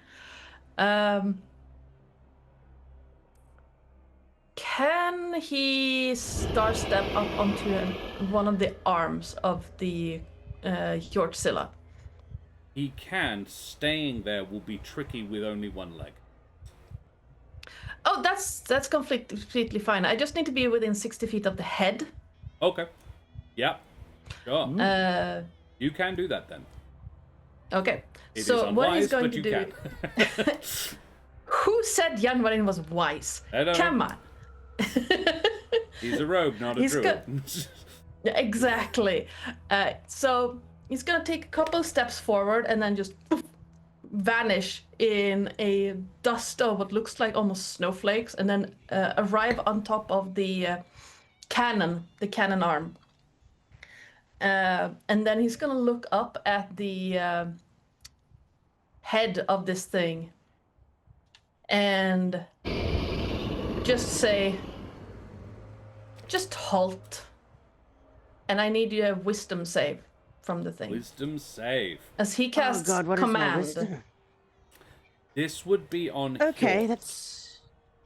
Okay, wisdom save on Hjort. Wisdom. That is a +1. It's a wisdom save of 16. That is a 7. pretty good. That is Cool. a 7. So, It stops and the moving. command was, yeah, it was halt. So until this, I think, let me double check that. Like Harold. And we'll do that on its next turn. Command go missing. I can only do that once per long rest, but I can do it. I don't want to rob you of it, so I'm not going to say anything. All right. Cool. Let me... Well, at least Hjort will do that on his next turn. Wait, is this a charmed? It is effect? charmed. I'm immune to that. Oh, Well, no, I'm not. Yanmarin- The monster is. Yeah. Well, Hjort will do that because it was technically targeting Hjort. Yanmarin doesn't know that. He wants the thing to just stop for a moment. I'm going to say that until that it cannot take legendary actions until the end of Yanorin's next turn. Excellent. dope. You have decreased Nicely its done. function, which is what I consider like whenever somebody does something that really like makes it temporarily not work as well, we lose its legendary actions. Okay, I'm going Excellent, to use on excellent. that to grey it out. There we go. Yeah. Good idea. Want to reward it, but at the same time, like Hjort's not immune, but it is. Yeah. Again, it's not. It's a thing that Yanmarin doesn't know. Yeah, He's just absolutely. like, just stop. Yeah, Stop. he's never fought one of these. No. Like, please, dear God, stop. It comes to a complete halt very briefly, and you're like, oh, cool. There we go. And then can it it speak? shakes its head. It can try. It would just like to not move right now, but just sort of go hamster smash. Yep, cool. Why though? You hear this hamster smash, and for some reason, the Koboldzilla has a slightly nasal tone to its voice. It coming out of that Vox grill in its mouth. Halt the Herald, angels sing. Yeah, I love that. Yes. We've got a tiny little angel fluttering around as well. Amazing. All right. That would be it's the lair action coming in now. What do we do? Yes, that. A jetpack-powered kobold bursts out of the ground and proceeds to drop sticks of dynamite in a broad path before its engine backfires and it flies off into a nearby building. Each creature in a 10-foot wide, 50-foot long line must make a dexterity saving throw. On a failed save, the creature is knocked prone and takes X amount of damage. On a successful, it must take half and isn't knocked prone. Those people, the only it can get in a straight line, 10 foot wide, the only people who are on the ground are Junior and the hamster. So Junior and the hamster will be targeted. Unfortunately, Junior is surrounded by kobolds. But the life of a kobold is worth little to other kobolds. So, yeah, that's what it's going to do. All those kobolds, and there are 5, will be making saves to not get hurt by this. What's the save, sorry? Dex?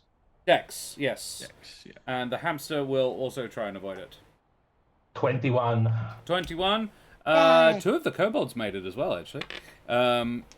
However, the hamster also did. The hamster got a filthy 20. So, 3 of the kobolds are just fucking obliterated by it because the damage is fairly significant.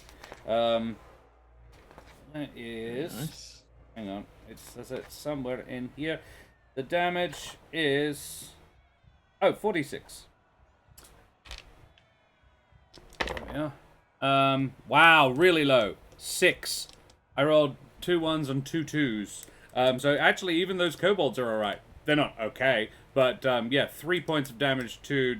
well, Junior doesn't take any. 3 points of damage to the hamster. 194. And did you turn around and actually hit the hamster?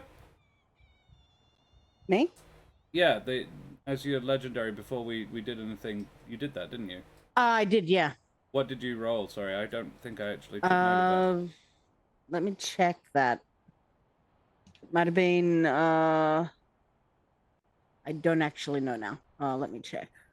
That's not what I wanted. Yeah. Looking back, was it the 11 you rolled? Might have been. I'm trying to scroll down to it now. I think it was a 9 plus 13 to hit, so that would be a 22, yeah, it It did, would and be then it was 11. 11 damage. 11 plus 8. 11 plus 6, so 17 damage. 17. Oh no, I did take it. Yeah, cool. Yep. Well, I've definitely taken 17 points at some point. Cool, excellent, alrighty.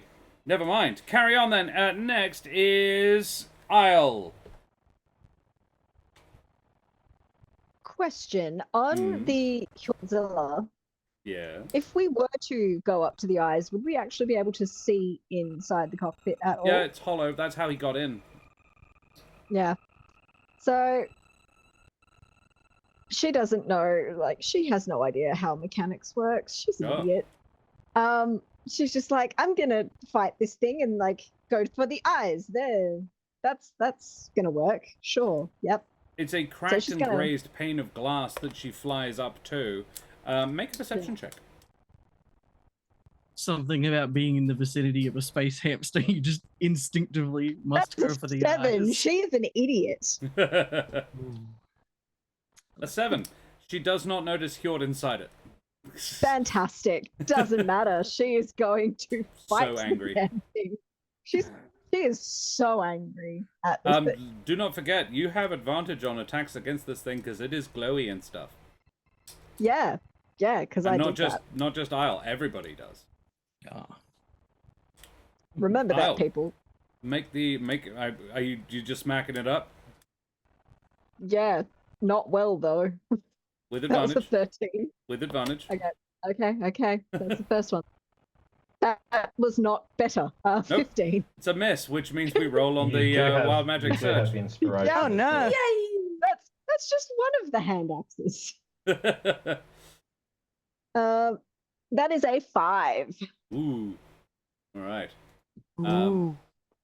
5. In the meantime, and that's a dirty 20 for the second hand axe. It's That'll hit. definitely a pixie. An intangible spirit, which looks like a flump for a pixie, your choice, appears within 5 feet of one creature of your choice that you can see within 30 feet of you. At the end of the current turn, the spirit explodes, and each creature within 5 feet must succeed a dex save or take 1d6 force damage. Until your rage ends, you can use this effect again, summoning another spirit on each of your turns as a bonus action. I love this for me. I'm going to say, however, that the glowy fades. That as soon as a new effect comes in, the old effect stops working. So so me hitting it isn't going to make it shorter anymore. That's a shame, but that was great. That was very so ridiculous considering I made it small the first time. Yeah. My second hand axe was a 20 to hit. I'm going to say, because it's funny, you do continue to shrink it every time you hit it, but it doesn't reduce the damage. Just because it's funny and you're only very minusculely altering its height. For an 11 points of damage. 11. Yes. And at the end of the current turn, what does the spirit look like? As it explodes?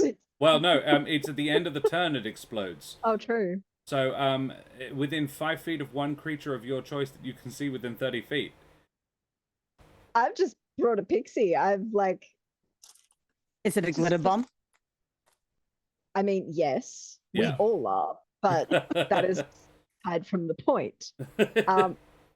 Yeah, to be fair, she's probably modeled it on someone she hates because that's just what she'd do. Yeah. It's Vera, your high school rival, and she is sitting in the nostril of the Koboldzilla. Yep. Cool. Oh, Love no. it. Moving back a little bit though. I'm just gonna back up. We're winning this battle in spite of our skills, not because of them. And Tony goes, winning might be the wrong word here. You might need the Hjortzilla on your side later. Yeah, there is a whole there is a whole space hamster. Excellent. Well, 11 more points of damage. And anything else from your turn? You theoretically have a bonus action. I do, but I don't think the bonus action helps me at the moment because my bonus action is rage. That's true. Alrighty. Well, you can't get angrier. All right. It's the Mecha-Koboldzilla's turn. Well, maybe not. Does that fairy explode? Hey? Did that, it's at the end of the current turn. Okay. And did the Mecha-Koboldzilla shrink again? It did. It got 1 inch. It got 1 foot shorter, and Hjort got 1 inch shorter. Until your angriness stops. My impression from meaning of current turn, I would imply the end of this... End of the round. Like turn of combat. No, but that's called a round. No, it would be turn. It would be the end of your turn. Yeah. Alright, yeah, it explodes. I'm backed up, so... Yep, alrighty. Jess just redeemed an inspiration. Who for, Jess? Would it be for your gentleman lover? Well, Zach, because he's cute. I mean, we can't agree to disagree on that point. There we go. That's fair enough. Alrighty, roll me a d6 of damage as the thing as Vera explodes in this thing's nostril. Who's rolling that d6? That is a 6. Yep. 6. Excellent. Lovely. 6 more points of force damage. And I can continue to summon these as bonus action as until your I turn, do something else. Until you roll something else. Yep. Excellent. There we go. Hjortzilla would like to use legendary action to once again tail attack the hamster. No, you cannot use legendaries until the start of until the end of Yanorin's next turn. Oh, because you're right. My bad. My bad. So, however, it is Mecha-Koboldzilla's turn now, so he can just attack normally. Yes, he would like to gazebo smash. Yep. The hamster. Smart. Let's.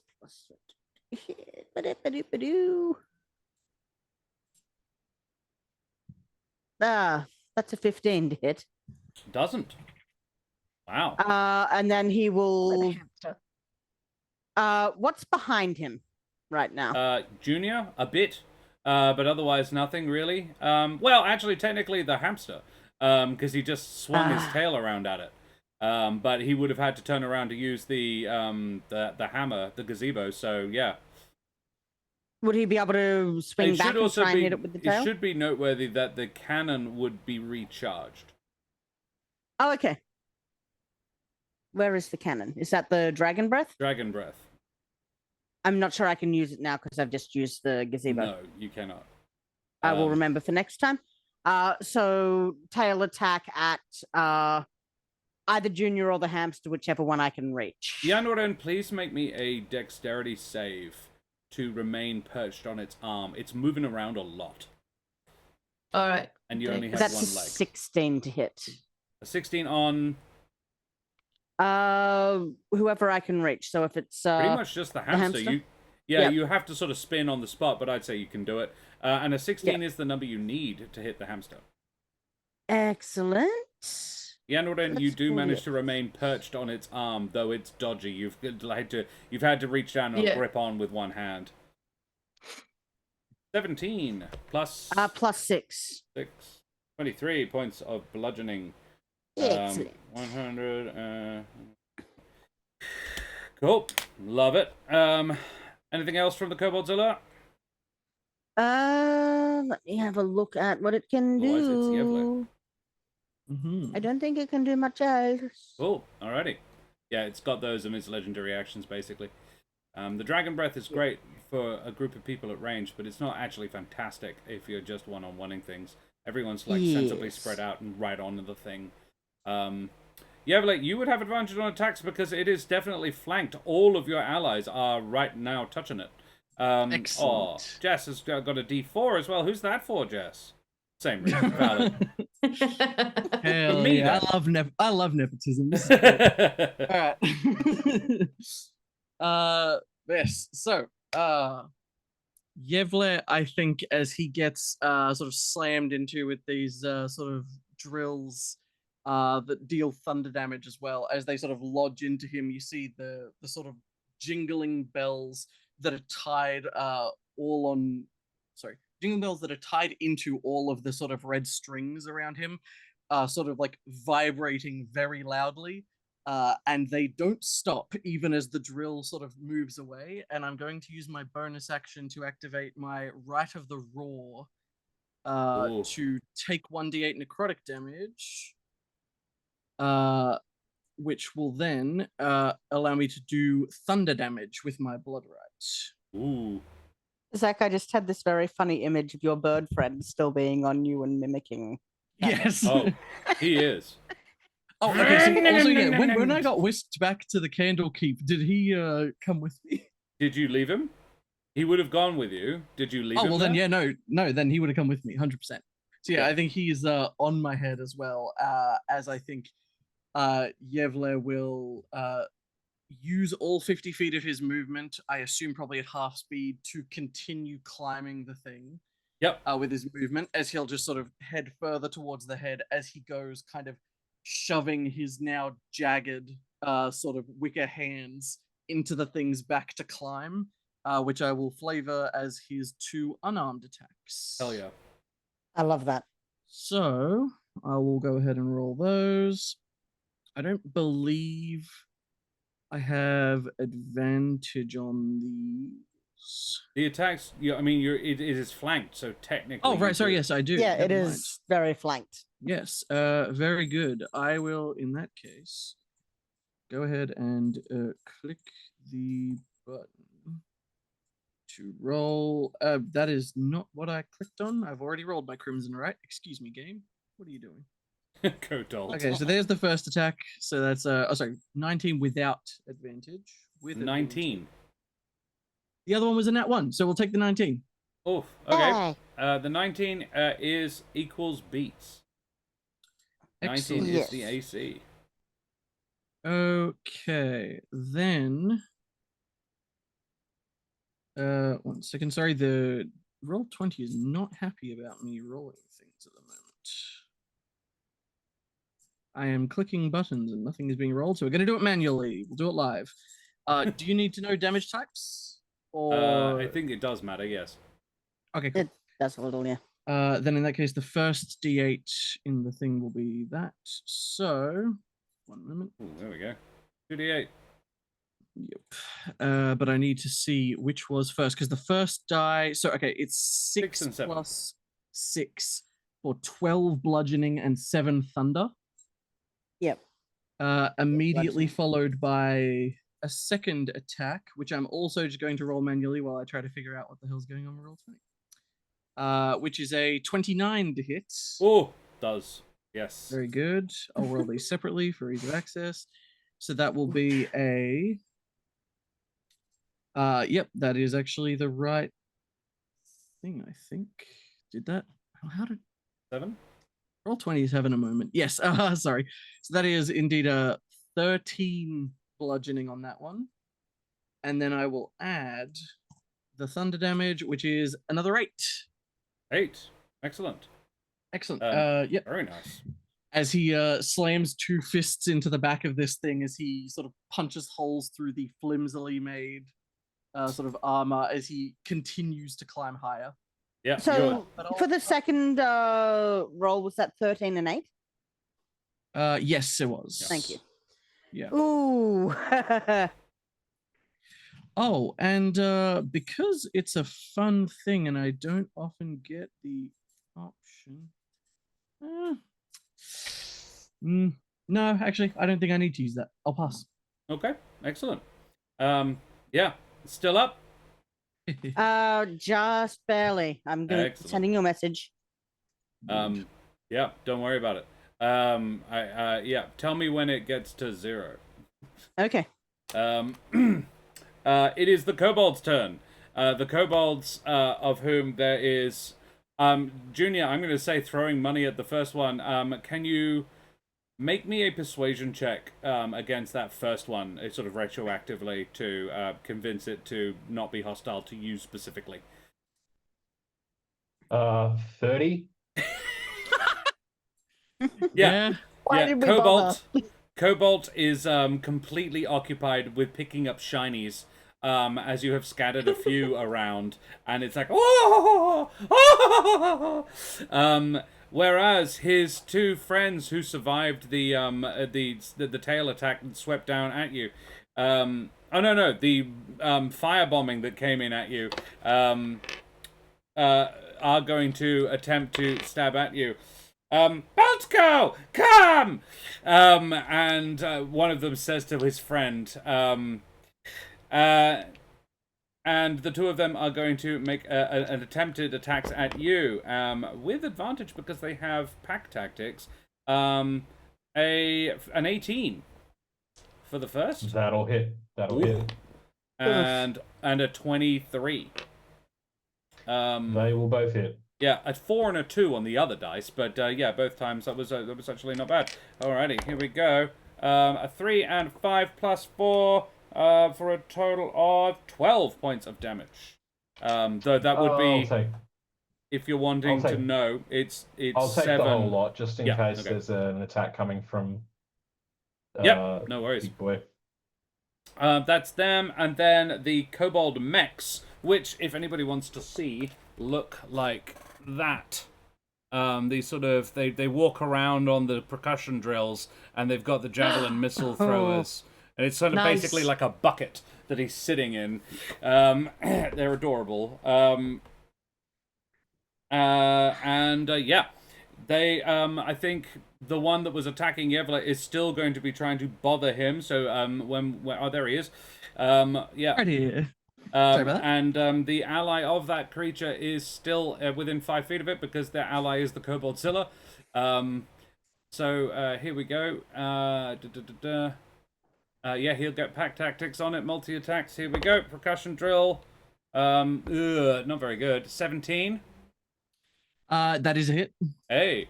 And, well, a 19 will probably do it, plus numbers. Yep. Cool. Alrighty. So, let's roll those. Kevlar, hard to kill, notoriously not difficult to hit. Yep. So that is 20 piercing damage. Okay. And a further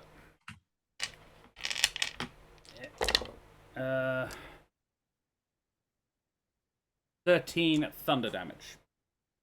Okay, so I halve the 20, but I take the 13 for a total of 23. This time around, the second one is going to try and use its javelin missile on the hamster and Yanwarin. It doesn't want to try going for Isle because she's right up in the face of its ally. So, yeah, it's going to bomb the hamster and Yanwarin because it can get a straight line on the two of you. So please make me dexterity saves, the hamster and Yanwarin. The hamster gets an 18 plus 5, so yeah, 23. Hamster is very dexterous. That's a natural 20 for 29. Oh, so you're going to take no damage at all, I don't think. Yes. As also a rogue. However, the hamster will take 3d6 thunder damage halved. And I did roll quite well, so that's 13 half to 6.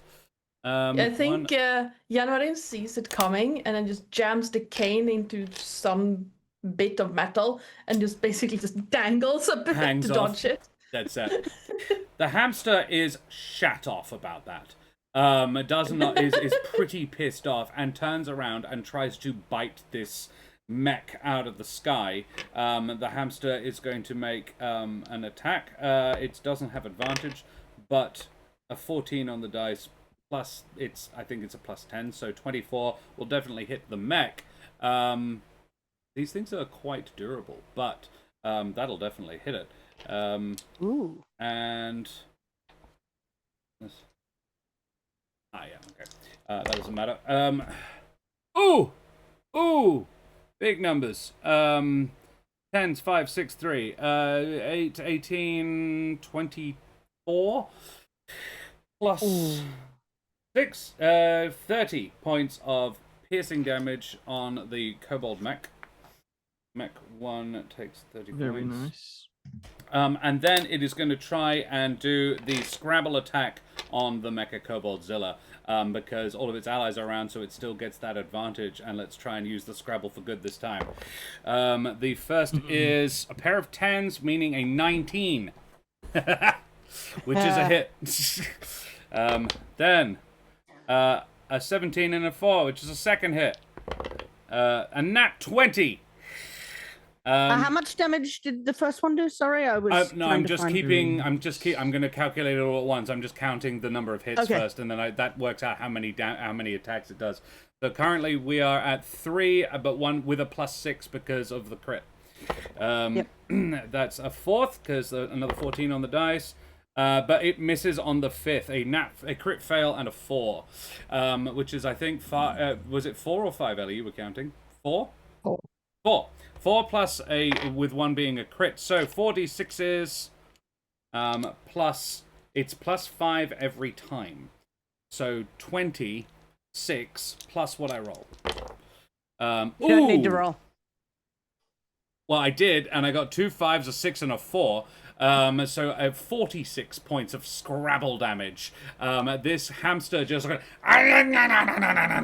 and just starts ripping the central plates off the Mecha-Koboldzilla, and then with one final uppercut, with its little tiny adorable 10-foot wide hamster paw across the Koboldzilla's head, it rocks the Mecha-Kobodzilla's head to the side, and a figure is sent catapulting through the eye socket, hitting the floor with a wet thud. The helmet it is wearing cracking as it takes the brunt of the fall.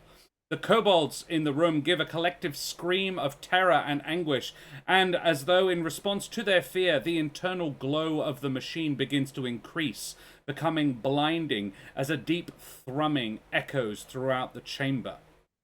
And I think we will have a little breaklet there. Oh my god. Hjort, you are now not part of the hive mind gestalt of the Mecha-Koboldzilla. You are once again Excellent. Hjort. You are unconscious with 0 hit points. Excellent. Let me rearrange that then. The antlers with the mice. The antlers of the mice are very much still in the head. Yeah, he broke them off last session. You know what I'm going to say? The antlers flew out with him. I think his last conscious thought was to grab them. Excellent. And he I see shielded I them see with his body Yeah. as he landed. Yeah.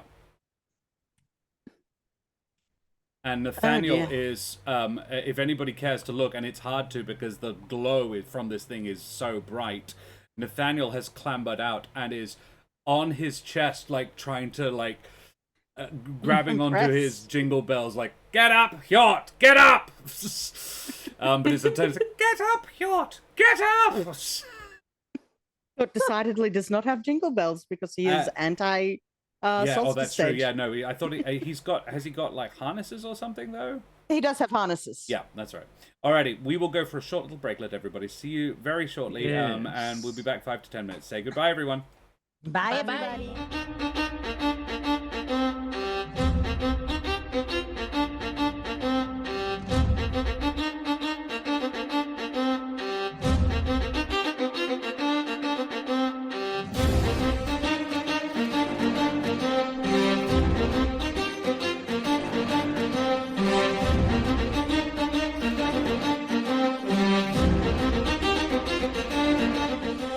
The Mecha-Koboldzilla seems briefly stunned, certainly out for the count for the now.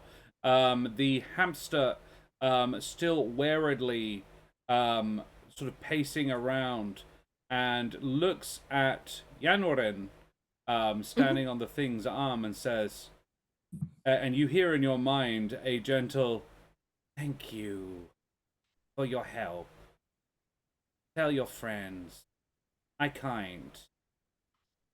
And But the thing you're standing on, Yanwaren, is still very much sort of, you can feel power thrumming through it. Hjort is on the ground. What do? You have a sort of a turn where everybody, the kobolds in the room are kind of stunned and still. Does anybody do anything? You have 6 seconds. Ooh. Can we feel the power radiating off it at all? Something is happening inside of it. The kobolds around it, a lot of the kobolds in the scaffolding and in the rafters are sort of kneeling and with their hands sort of raised above them in a supplicating position.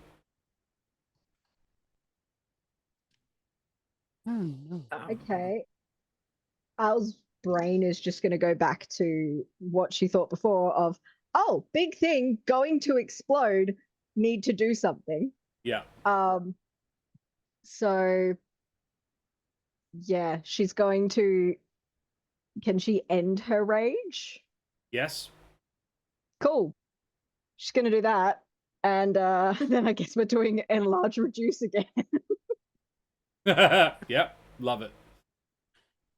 So, yeah. I don't think you can make a save right now. It is currently inactive, so you just shrink it. Yay! Trunked. Trunked. And then if she can, she's going to move just a little bit away. Just a little bit. I think Yevla is going to spend his action dashing and just descend the thing as fast as he can, which hopefully will become a little easier as it shrinks while he's climbing it. Yeah. But we'll try to get down to the ground without taking damage as best he can, at least. And then you I reach won't the be able ground. to... I was going to say, I don't think I'll be able to cover the distance as well, but I will start moving towards Hjort's unconscious form. Yep. Junior? I am peering around for cover. I will leg it for cover. The current cover yeah, you're standing move. behind is a leg that is shrinking. Yeah. I feel the thrumming as I'm like holding on to it. And I just kind of go, and I'll peer around and I'll find whatever big immovable cover I can find that is not it and leg it towards that with a move and a dash action Sure. to get myself behind it, just in case. You get 60 feet and hide behind a tumble of machinery. Yeah. Yeah, you do that. And knowing there's kobolds about as well, I'll just pull a couple gold coins out of my my purse just in case one comes by. I scatter them. Yeah. Yeah. Gold breadcrumbs behind yourself. Yanwaren? Yeah. Seeing... Yeah, he will actually do this. He's going to use another...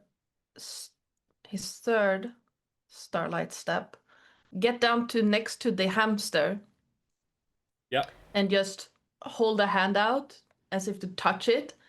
And if it lets him, he's basically gonna lean up against it, just take the weight off his leg.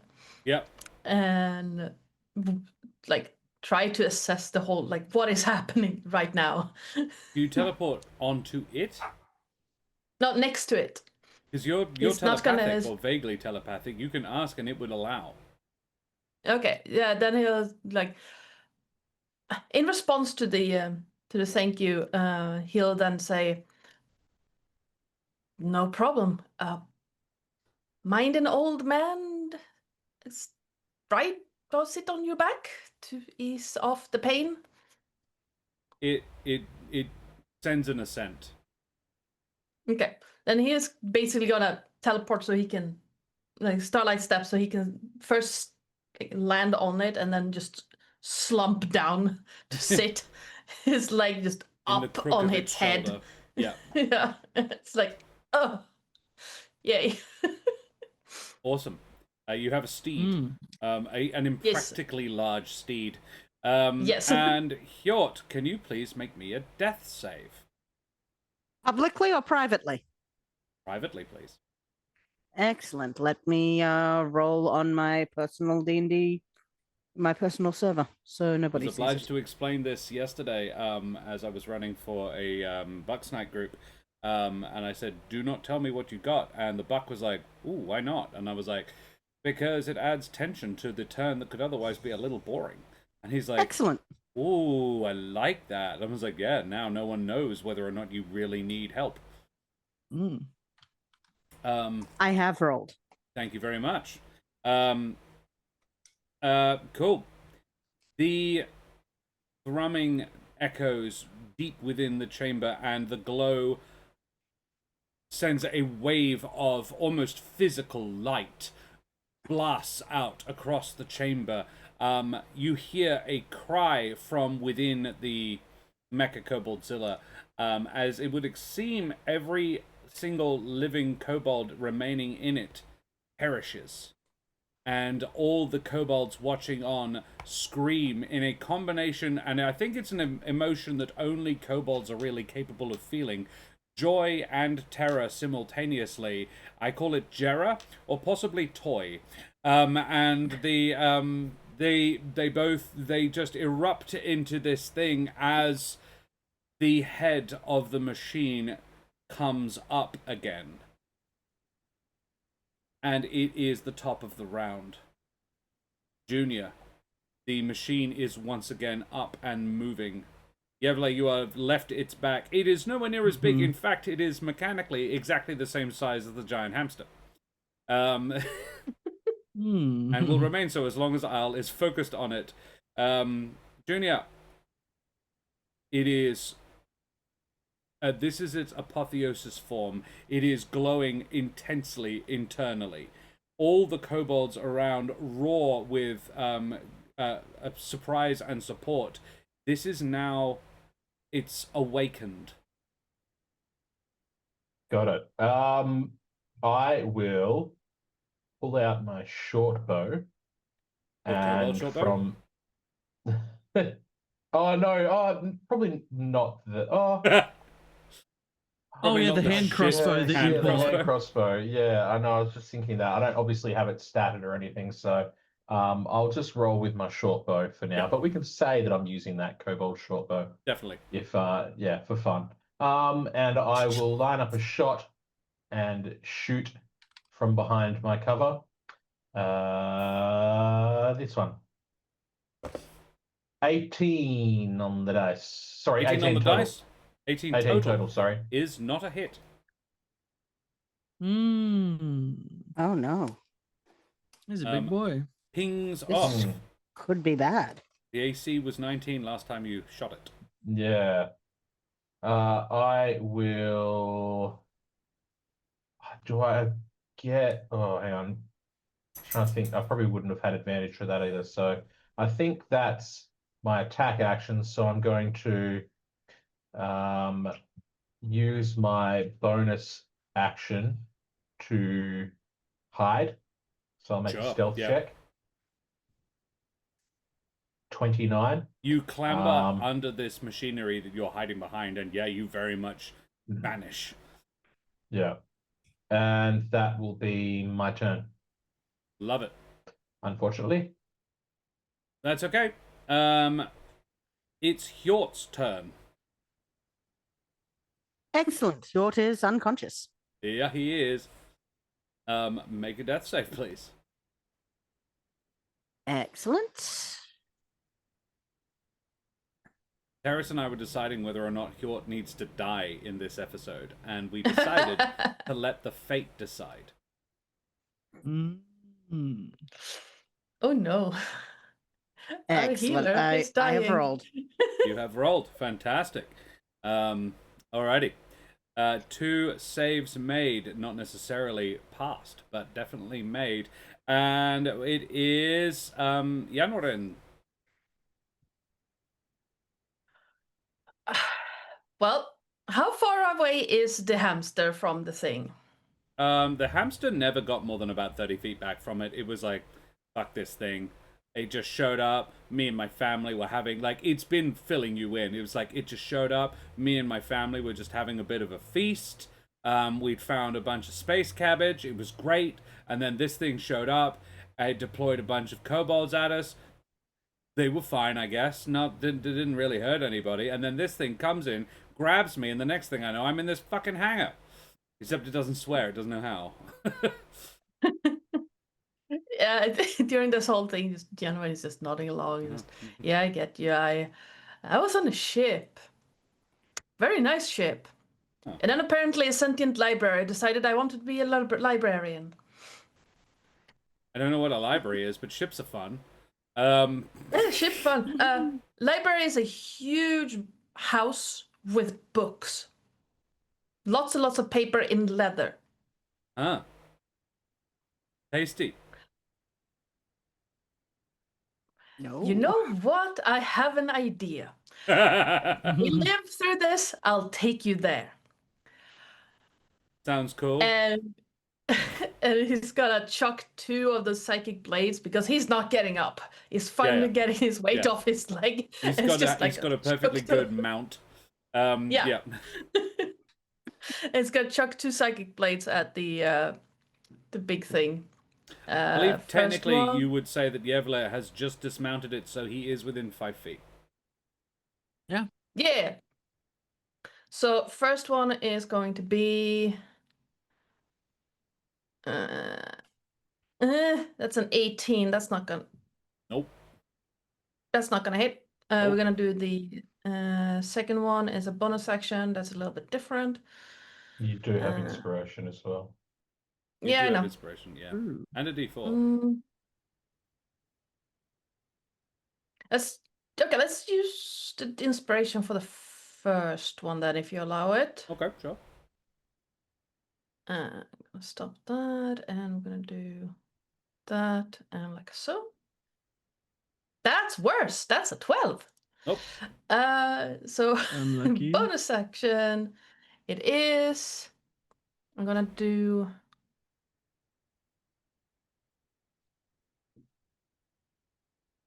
That's a 21 to Does. hit. Mm-hmm. For 21 the hits. 6 at first, and would I use the sneak attack on the bonus action? Yeah. Yes. It's a Once hit. per turn. Yeah, it's once a hit. Yeah. Once a turn. So 6 plus 34, so 40. 40. That's big. Yeah, he just 40. turns slightly to look at them, just throws both of the knives up. You see 2 purple streaks. The first one just vanishes, missing completely. Yep. And the love it. second one landing. Very nice hit. Cool. And he's just gonna pat the hamsters like, and that's him. The hamster gives. It's a squeaky growl, but it's only a growl because it's as big as it is. Or it's like, "Argh!" Yeah. Bears its massive front teeth. They're like sort of 5 foot tall tombstone things. And you were, I think, possibly for the first time, surprised at how bad its breath is. No, what am I talking it's like, about? It's just ooh. been eating cabbage. It's actually got like fresh, grassy, Cabbage cabbagey. breath. It was like not bad actually. It was like, oh, okay. Yeah, okay. Look, that's the not. There are worse things that I've worse creatures' breath that I Yeah. have smelt. They're not necessarily I've quite had as worse much breath of than that. it. Yeah. Alrighty, then it's the lair action, and we do something different this turn. This time around, chittering laughter, the infectious laughter of the ultra-zealous kobolds echoes through the sewer grates, drain pipes, and kobolds' partly collapsed tunnels. Each kobold, a non-kobold creature in the lair other than the Koboldzilla, must succeed a wisdom save or be frightened of all kobolds in the Koboldzilla until the initiative of 20 for the next round.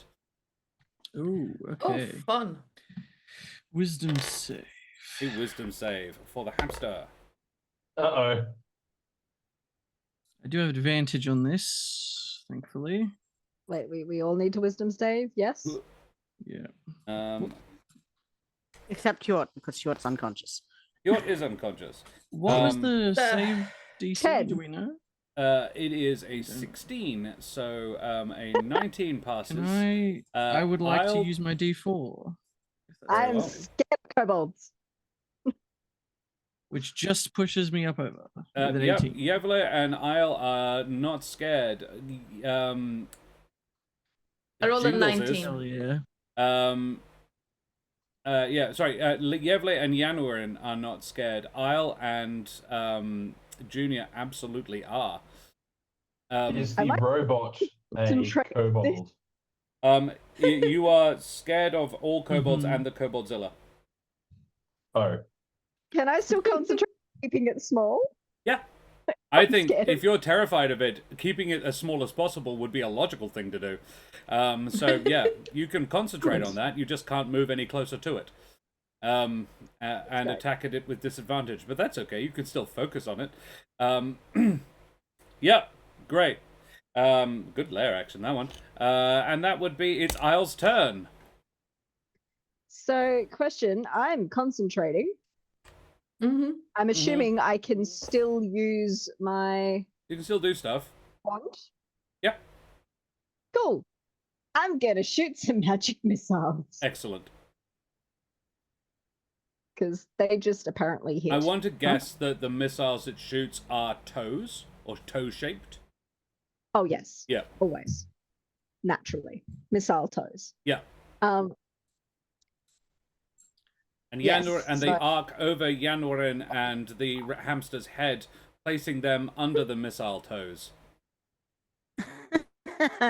I'm not Okay. kissing a hamster. But it's got such lovely breath. January Okay. doesn't. That's one of them. I've Yep. got 4 more to roll. Yep.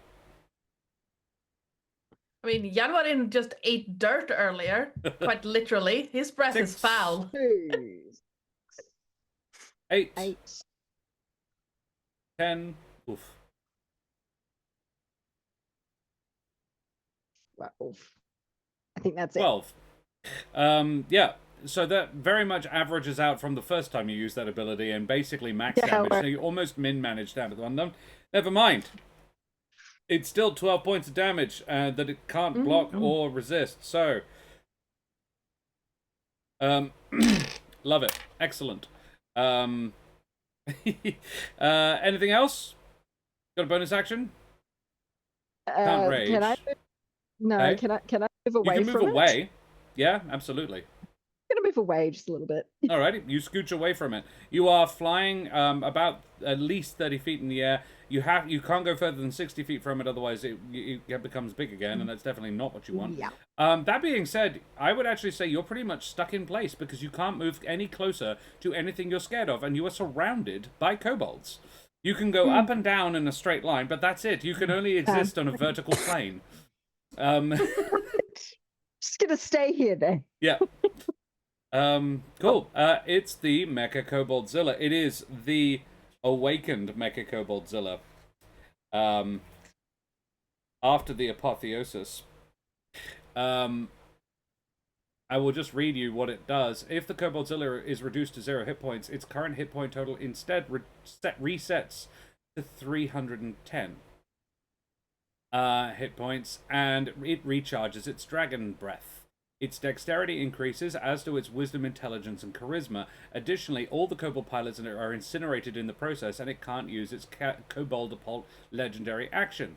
The Koboldzilla instead gets to use its mythic actions for 1 hour. There you go. Now you know.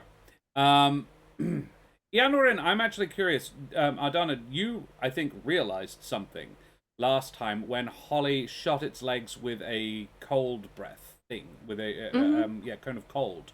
Did you realize what I think you realized? When I, it took as the full player, damage? was like, yeah, it's like, is it vulnerable to cold?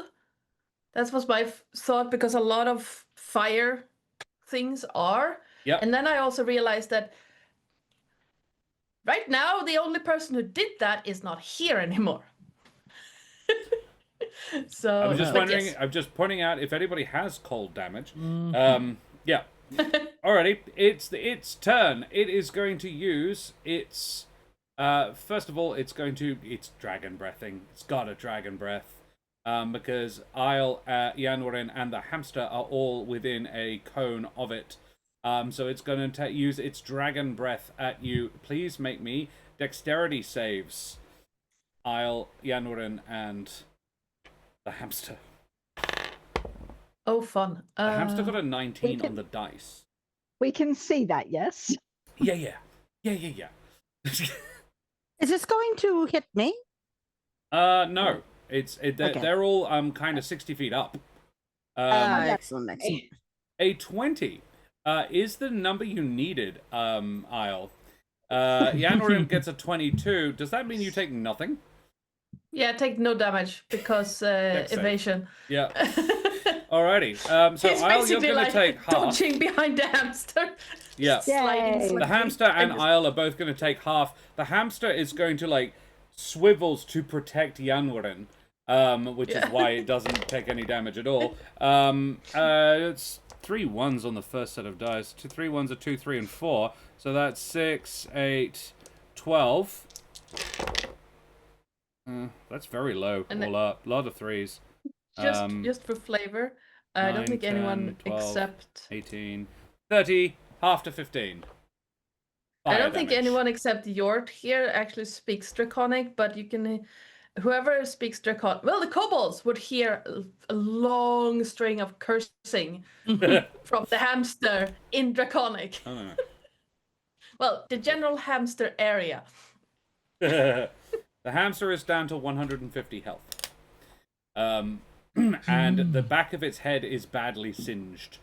And Isle's like, yeah, and everybody else is like, yeah, poor hamster. Cool. So sad. That's its turn. And now it would be Yevla's turn. Excellent. All right. Hjort is still down. How far away am I from Hjort right now? Let us say 50 feet. All right. Well, again, that is my movement. I know that this is going to provoke an attack of opportunity, but Yevla sees a friend in peril, and that's the priority. So I'm going to cop an attack of opportunity as he'll break, sort of sprinting towards Hjort in his prone form. I don't actually think I hit. I got a damn. I got a 16. A 16 hits. Gazebo smash. I rolled a 3. I have 15 AC, so... Okay. It's not a particularly heavy duty. It's each target in a 5-foot radius circle. That's not a very big radius. That doesn't make any sense. It should be 10-foot radius at least. It's a gazebo. But never mind. You would be the only person. So, Yep. It rolled a lot. There's all the 6s. That is 12, 26 bludgeoning damage from 46. I take 13. Yep. As I halve it, as I think Yevla sort of takes the hit, one of his horns kind of cracking and just sort of dangles off, but he'll just sort of push forward. I'd like to use my action to try to make a medicine check to stabilize Hjort. You certainly can. Make a medicine I'm check. not particularly good at it, but that is a nat 1. Just I would like to burn the inspiration that my lovely fiance gave me. Can I not just doing that. remind something from when we played last time? Oh, yeah. You probably recall that Hjort purchased a healing potion. No, that's not true. Junior. I purchased a healing potion and gave it to Hjort. That is true. So- Sorry. You may recall that. It's entirely up to you. Ooh, actually, you even okay. know where he put it because you were there when that happened. If it's okay, I'm gonna roll myself a history check to see if I remember. Yep. I rolled a 9. I think panic has set in. Yeah. Yeah. That said, I did roll the medicine check. I got a 15, which I 15. think should stabilize. Yep. And then sort of I'm just thinking actually. Is that the Yanwarin- function of a past medicine check? Is it not just it passes one its death save? I No, medicine believe check it's stabilizes. stable. Oh, it stabilizes. Okay. So he stops making saves altogether. So he can't get up spontaneously, but he's also not bleeding out. Yeah. Yeah, he is unconscious at 1 hit point right now. Okay. So he's Yeah. still Awesome. incapacitated. Yeah. Excellent. Nice. Yep. Hey, Terrace, how not- had you done?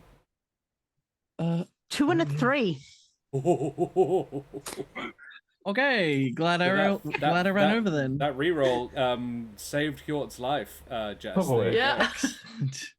I will make sure to tell her. My only other question in that, did I was rolling up a new character. Oh jeez. Okay. Jan Varden, have you conveyed to us that it's weak to cold? No, that's I'm not sure he would have been the one to make that connection. Yeah. Okay. I, as a player, made that connection. I don't think Okay. Janmarin made the connection. Yeah. No. Unfortunately, then, I do have the been ability. hinting at it. Yeah. Yevle, Yeah. you noticed constructs are weak to cold in the workshop. When you yourself, as a construct, took double damage when you got extreme colded. That's true. I forgot about that. Okay, I think that being the case, then I think that sort of having turned to sort of crouched over what is it?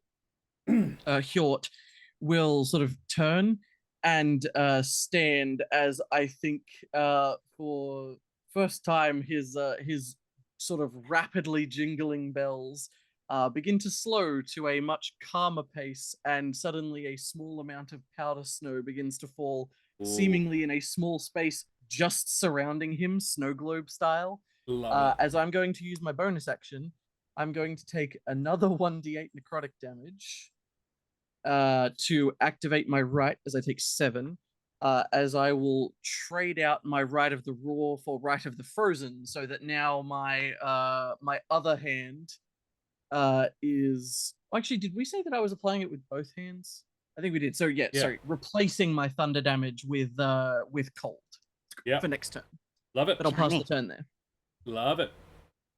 Thank The you, patience. Koboldzilla is going to use its mythic action Take Off.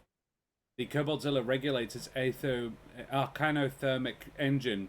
Each creature within 15 feet of the Koboldzilla, which would be probably just the hamster, maybe Yanorin. Yeah, and Yanorin, let us say, will need to make a dex save. As the Koboldzilla lifts off. The force of it taking flight sort of sends you, it almost shakes you off your feet. The hamster finally fails a save. Yanorin, on the other hand, does not. So it's not a lot. No. The Jet Wash deals, it's only 2d6, but I did max damage it. So 17 fire damage. And the hamster is knocked prone. Which could be bad for Yanorin.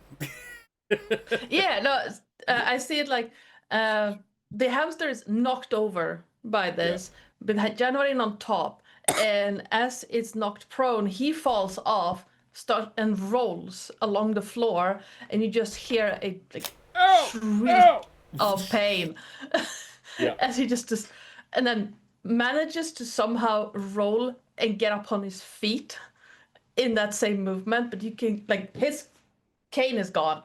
It's somewhere, and he's just standing on one leg right now. Just why? The kobolds are going to utilize. So it is now the kobolds' turn. The kobolds are going to use. So the two mechs are still flying around. However, there are a few other kobolds in the rafters and so forth. So the kobolds are going to... There are 5 enemies, so they will each take a shot at an enemy. However, they cannot see Junior, which is why there are 5 enemies, not 6. And Hjort doesn't count because he's unconscious. I think they've decided that Hjort alone was an ally to them. They will roll. It'll be Isle, Yanwarin, Yevle, or the hamster. Let's be honest, it's the hamster. If they have to pick one thing to shoot twice. So, Yevle, you will receive. I'm going to roll. Actually, I will roll to. Can you all please roll me a D20, and we will do that. That will dictate the order in which the attacks come. The hamster gets an 11. 9. 4. 4. 17. 17. And I got an 11. Which means Isle will take the first attack. The first attack is a flurry of... where is it? Am I...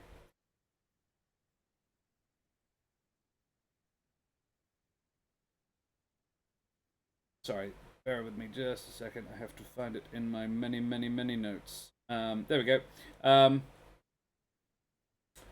First is a bunch of thrown, like, just items of stuff is just pelting the air where you are flying around. They're just throwing as much as they can at you. No, this makes more sense. One of them is the, the first two will be the flying kobold mechs. This one is going to make its cavitation drill attacks at you. You are not next to an enemy, so it doesn't get advantage. So it's just going to make the 2 attacks normally. A 10 and an 8 on the dice, which means a 17 and a 15. Damn, both hit. Oh! Barely. No. These are good. So this is gonna. I'll roll it separately so we know the different. I'm damage. assuming this stops me concentrating. Well, as that's well. what we'll find out. Because it is 2 different attacks. Not all the damage is coming at once. But the first damage will be this, which isn't a lot. 9 plus 4, 13, which means a con save of 10 or higher. To concentrate for the first one. Yep. 17, we're good. Yep. Nice. And then the second one will be even worse. Wow, I'm rolling very poorly. But so 2 1s and a 2 plus 4. Again, you need to get a 10. So that would be a total of 8 more. Yeah, that was 25. 25. You do, however, take 21 points of damage from the pair of attacks. This is a combination of piercing and thunder, but you're not raging right now, so it doesn't really matter. Matter. That's a GNS reference, sorry. Yes? I'm Okay. concentrating. Can I react? Yeah? Yeah. You're not raging, though. Do you...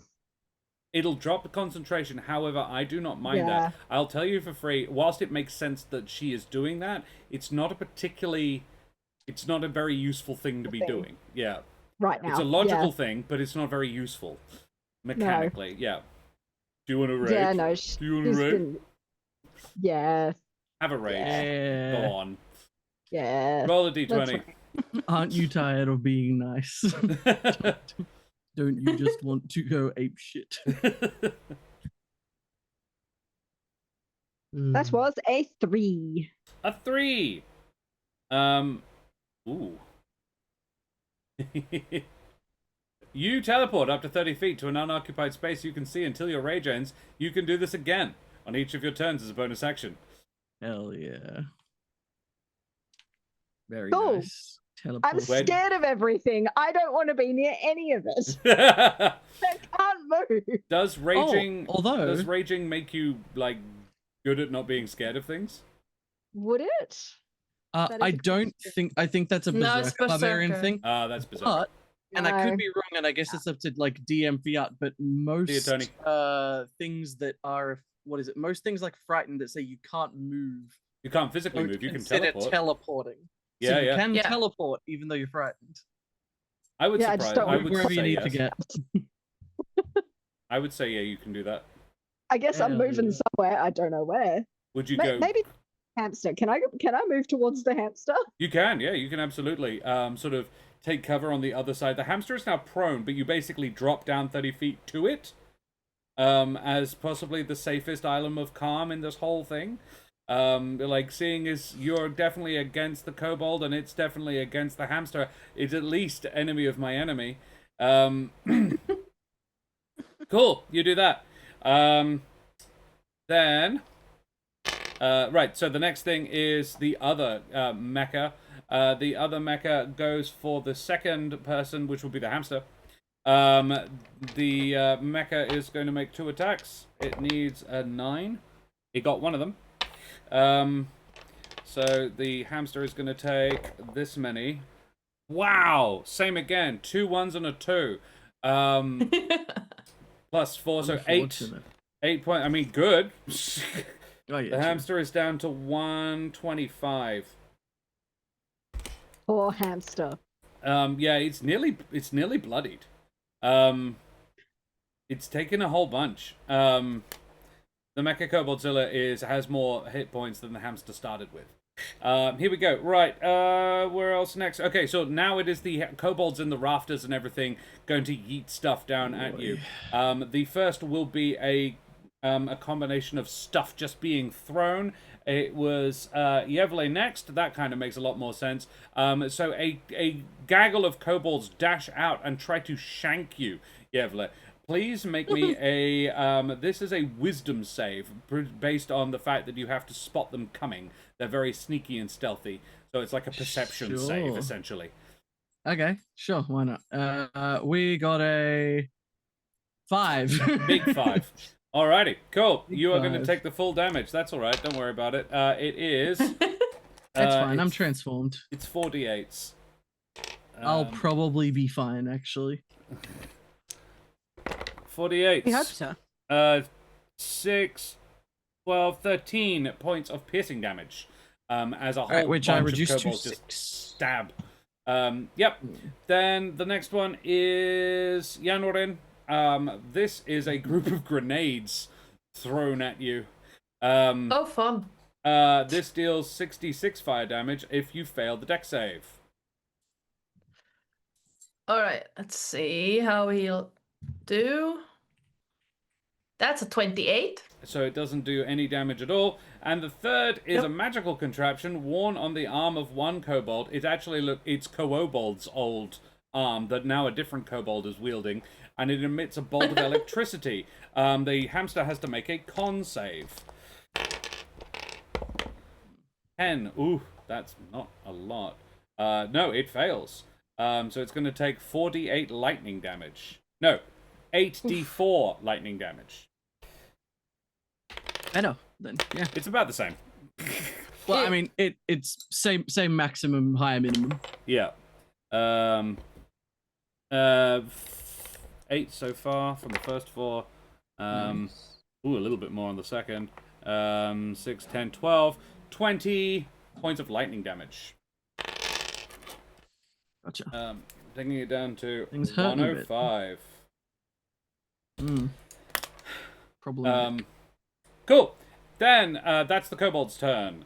And it is the hamster's turn. The hamster uses half of its turn to stand back up. It picks Yanorin back up and puts him back on its shoulder very gently. It then roars and runs straight for the Koboldzilla. The Koboldzilla is still in the process of becoming big again, and it's now flying as well, it should be noted. So, yeah, it jumps at this thing, and it's going to make its bite and its scrabble attack at it. The bite first is a filthy 20, which is a hit. Let's go. For 4d10. Yeah, the hamster picks itself up, and one little paw across its jaw, and then Yanorin, in your head, you hear, "I didn't hear no bell." Oh no, wait, that one. Lots of bells. Boing. Holy shit. I'm just rolling dog shit, regardless. I rolled 2 3s and 2 1s on Ooh, 4d10. I'm going to That's use my harsh. inspiration to re-roll that. Yes. Yeah. Yay. I'll use the DM inspo that Tony gave me to re-roll that, because Yes. that's some bullshit. That's a little better. It's not a lot better. 1, 2, 5, 8. So 16 plus its modifier. 22 points of piercing damage.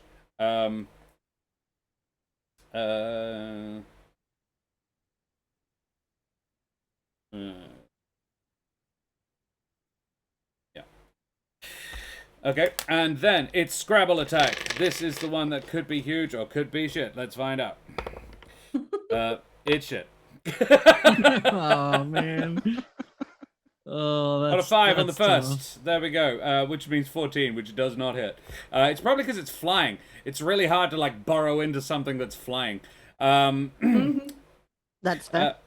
Alrighty, and then we go back to the top of the order. Jingles or Junior, it is your turn. Oh, my dad sent me here to die. My dad sent me here to die. This is his Yes. fault. He owes me. And I will peek my head over the top, see that it's flying now, and take a shot while frightened, Yep. but hidden, so with advantage Equals. cancelling out the disadvantage. Nice. So let's take a shot. Oh, exact same number. Oh, No. What else do I do? I'll literally have to just duck back down and make another hide check. yep, absolutely. Is unlucky. 28. Oh, this is the advantage and disadvantage of rogues. Yeah, nothing else I can Yep. do, unfortunately, everybody. All those Um, eggs. Yeah, Yeah. one tiny little glass basket. But you do once again become functionally invisible. You just All right, hear you'll these from little. me again in about 25 minutes, everybody. No worries. Sorry, there's just a lot of moving pieces to this fight. I'm Hjort, joking, it's fine. can you please, on behalf of Nathaniel, make a history check? Actually, I can because I was making him earlier. I was gonna say, I fully believe your No, I'll hamster just has a roll a higher D20. int score than I do. I'll just roll a d20 So I reckon real he quick can on Hjort. remember it. Let me see. I believe. Come on. That is an believe 8. In the Nathaniel Oh. believes in you. You have an inspiration. You do. Yeah, this is just a straight roll. So yeah, I'll take that and I'll roll. That's a nat 20.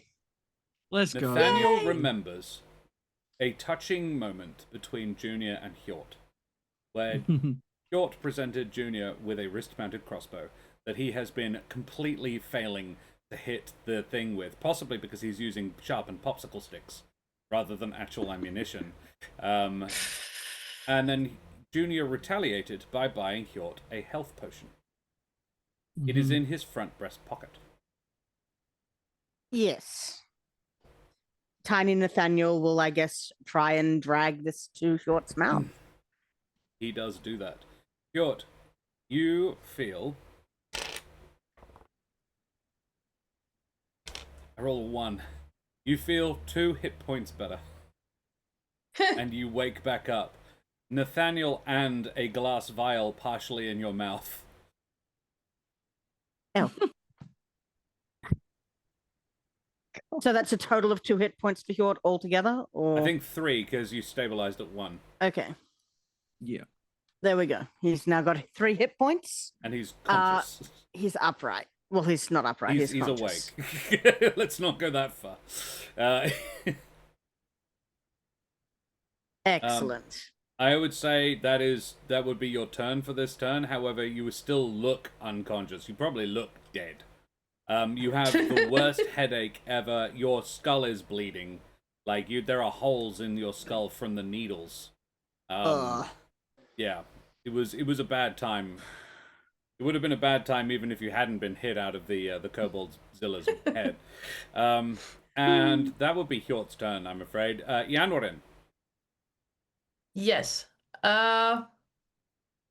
You're back Having on, gone for a the little- hamster's shoulder. Yep. From where we are at right now, things currently flying. I We're apologize. gonna make. Before your turn, as a second mythic action, the Koboldzilla drops. Okay.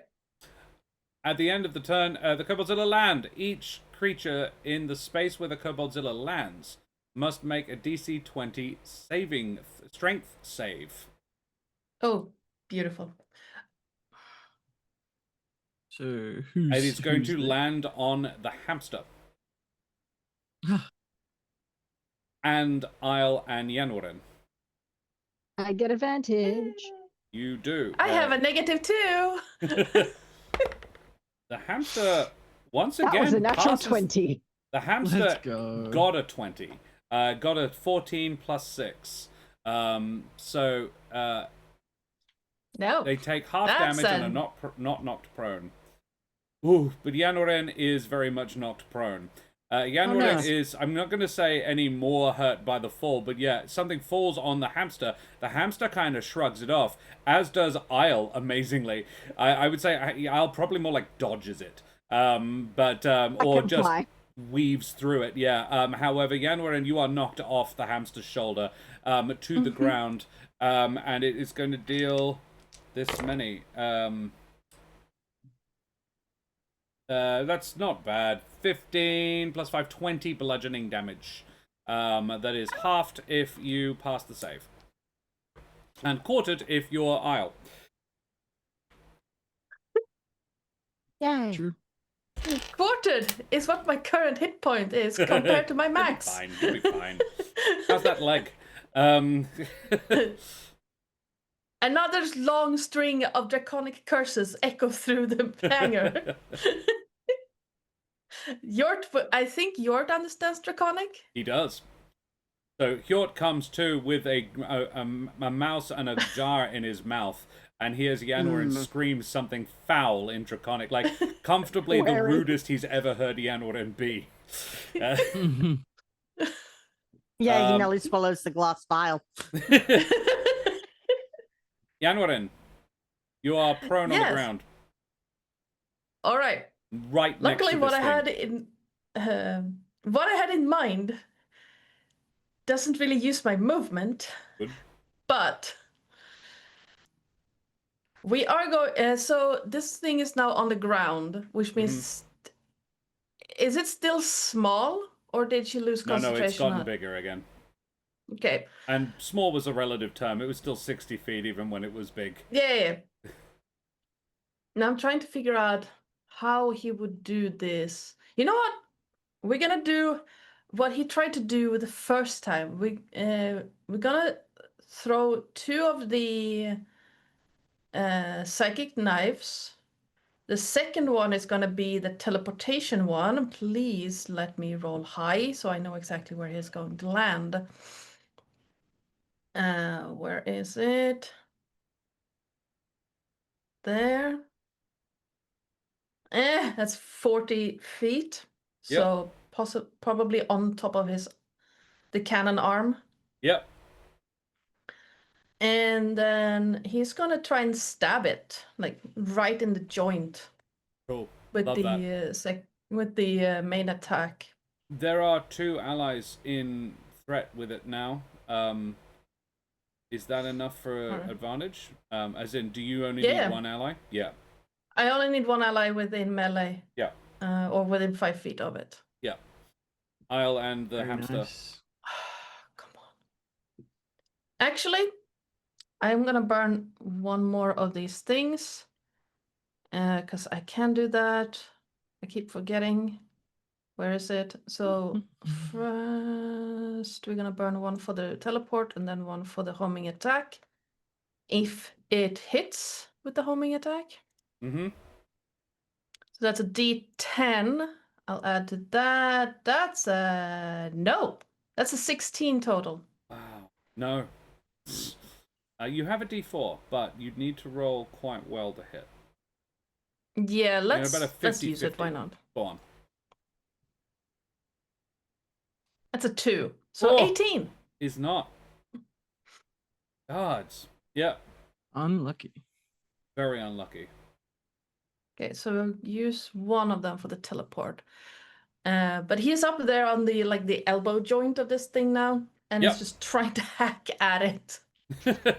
Yep. Isle, you are raging. It is going to use its Arcanothermic Overcharge to use its last 2 mythic actions and spray the air with the... It is Isle and the hamster are next to each other, so it is going to try and dragon breath the 2 of you. Please make me dex saves. I have advantage. The hamster doesn't. The hamster fails. The hamster fails very badly. Yeah, so do I. That was 12. Okay. All right, here we go. How dead am I? It's fire damage, so it's not great. 1s, 2s, and 6s. 10, 22.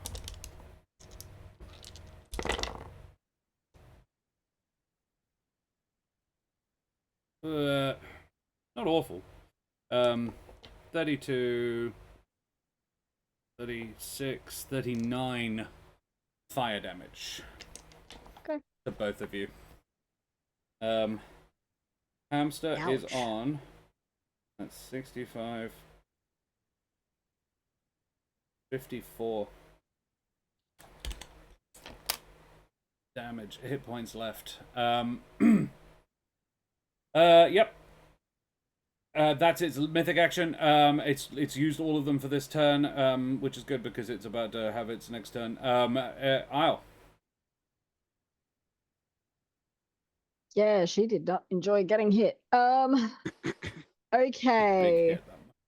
I'm assuming I'm close enough to use hand axes. So You we're can gonna be do very that. easily, yeah.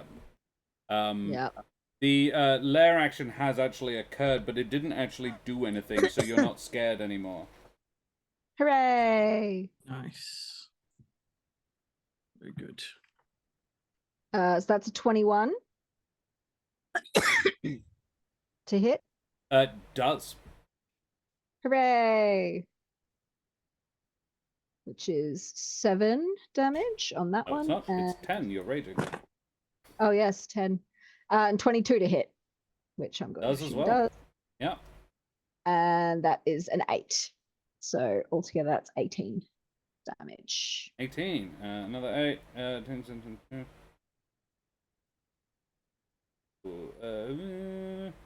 Very nice. And then I'm That's going good. to bonus action and teleport away. The fuck away? Yep, okay. Just getting away from the hamster is probably said. Just don't cluster. This thing's got a cannon. Yep, sure. You do that. It's not a bad idea. Then, the lair action. Yeah. So a bunch of kobolds erupt from everything, but none of them are in range of any of you. So there is now a whole bunch of kobolds just running around on the floor, trying to pick people's pockets. But the only person who is on the floor and sort of accessible would be Yevler, and I don't know if he has any pockets to pick. I mean, I suppose he would actually, because he does have a couple of things he has to carry with him. So I suppose he'd have like, although he doesn't really wear, clothes in the traditional sense, I think he'd have like a belt with a pouch on it just for carrying stuff. Make a dex save then. Excellent. I am passable at those. And then I roll a 2, so that's 9. Okay. You have one non-magical item. On a failure, rather, the creature loses one magical or non-magical item of the DM's choice that isn't being worn. Ooh, okay. So, if you have any options. magical objects that aren't a weapon because those weapons would be being held or worn. I actually have a magical weapon that I'm not wielding right now. Oh, okay. Is it shiny? So I guess they would take that. So my halberd of warning. Yeah, right. They steal your halberd of warning. Yep. You would get advantage on the save because it would warn you about them doing it. Okay, I'll take that if you're offering That it. would make sense. So that's a 22 instead. All right, yeah, no. They come up behind you and try and steal your helmet of warning, and like, no, this whole point of this thing is that you're not good at being stolen. Nope. Yeah, all right, you do that. See, there you go. It happens and nothing happened. All right, the Mecha-Koboldzilla has a turn. It's going to use its gazebo smash and its tail attack because its fire breath has been used. The gazebo smash is going on Yevle, I think. Because you just started glowing cold and it's frightened of that. Understandable. There is also kobolds next to you, so it gets advantage on the attack. A 6 and a 7. 6, 7, and it does not. Wait, actually, what's this to hit? Because again, my AC is that's only right. 15. Yeah, okay. It would be a 20. I am a large wooden man. I am not hard to hit. Alrighty, yeah, no, it's 20. So yeah, it does.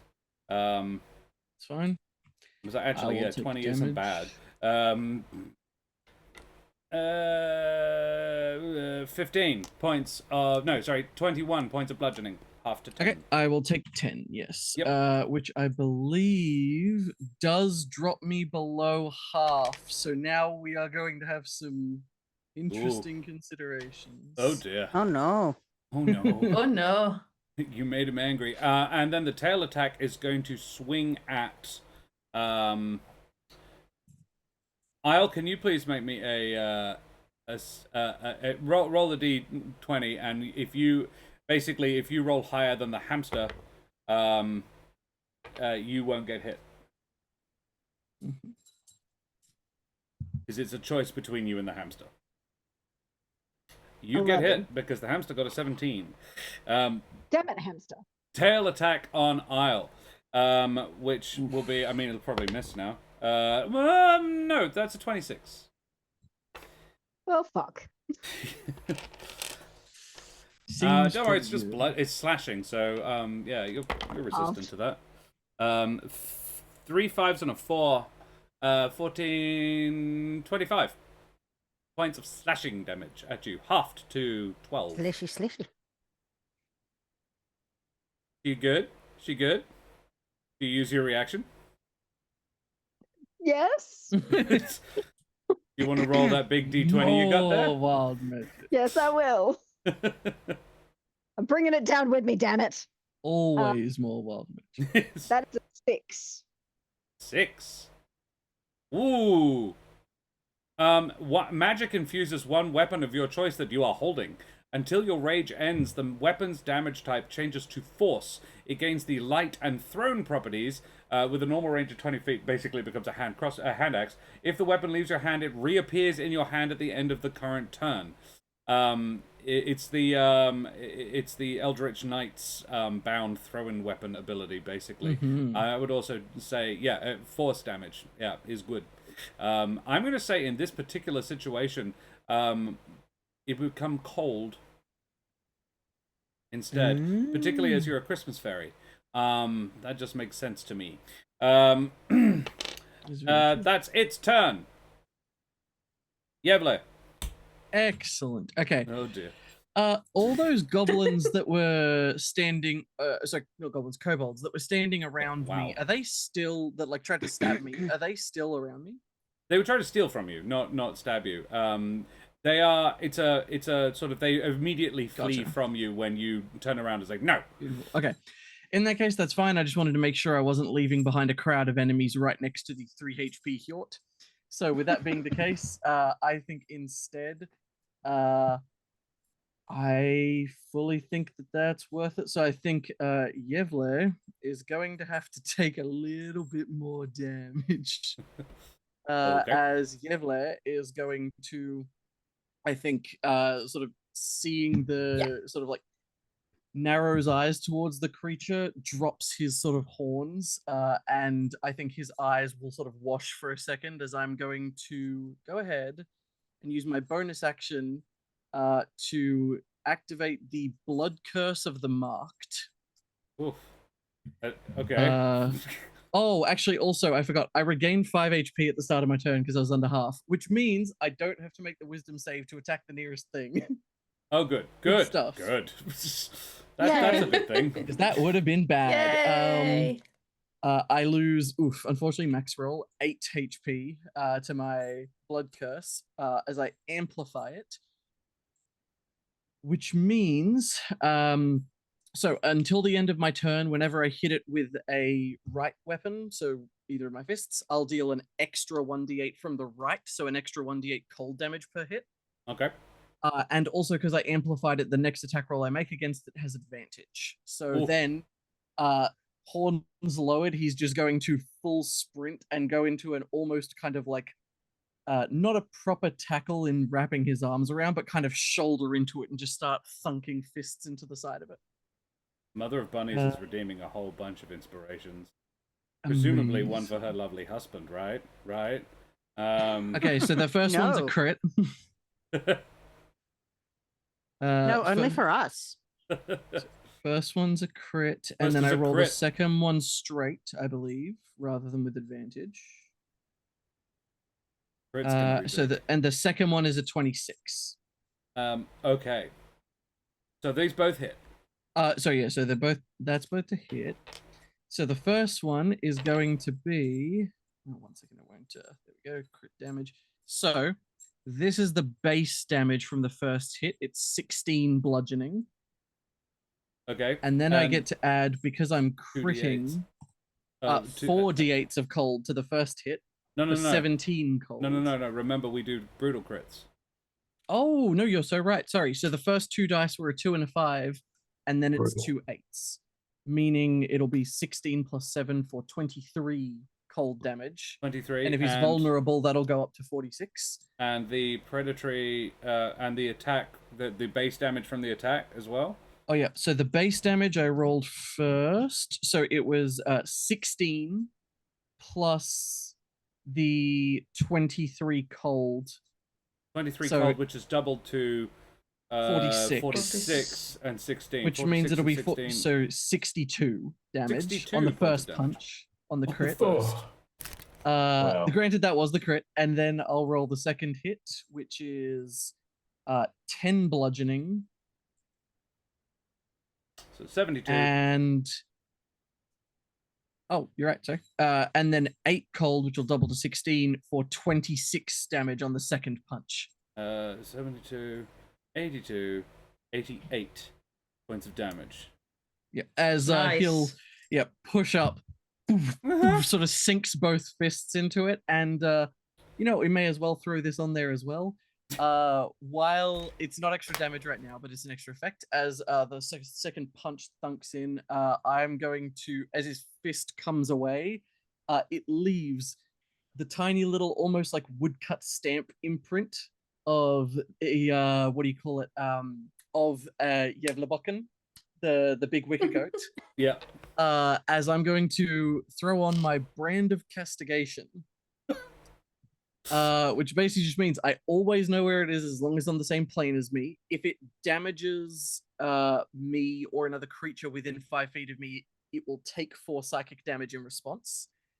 It can't take the dash action, and if it tries to teleport or leave their current plane by ability, spell, or portal, they take psychic damage and have to make a wisdom save, and if they fail to leave the plane. Right. I love it. So it I can't think the go only thing anywhere. is going to be psychic, but yeah, that's cool. Yes. Is the attacking your friends? Yevlebokken, Yes. I don't think has gotten burned this year. I believe it has. Was that? Or it's definitely become famous or something this year. So it's not going to be a how do you want to do this? No. But it is very much bloodied. That was a big hit. Yeah. That was good. Cool. It actually renews my hope that we might finish this tonight. I think most characters, especially of this type, and I think Yevle would let out sort of I think, especially as he slips back below half HP and begins to lose himself, sort of roars. But again, Yevle being a goat instead, it comes out as that awful high-pitched goat scream right in front of the thing. Oh no! And I'll pass it to as long as you don't have that chainsaw bird as well. Yes. Yeah, the chainsaw scream, bird and the joins chainsaw me. bird. The chainsaw bird is actually a competent mimic. Actually makes the same screaming goat noise as well. Hell yeah. And it's sort of interchanging it with this chainsaw revving, and then screaming, and then chainsaw revving, as a war cry.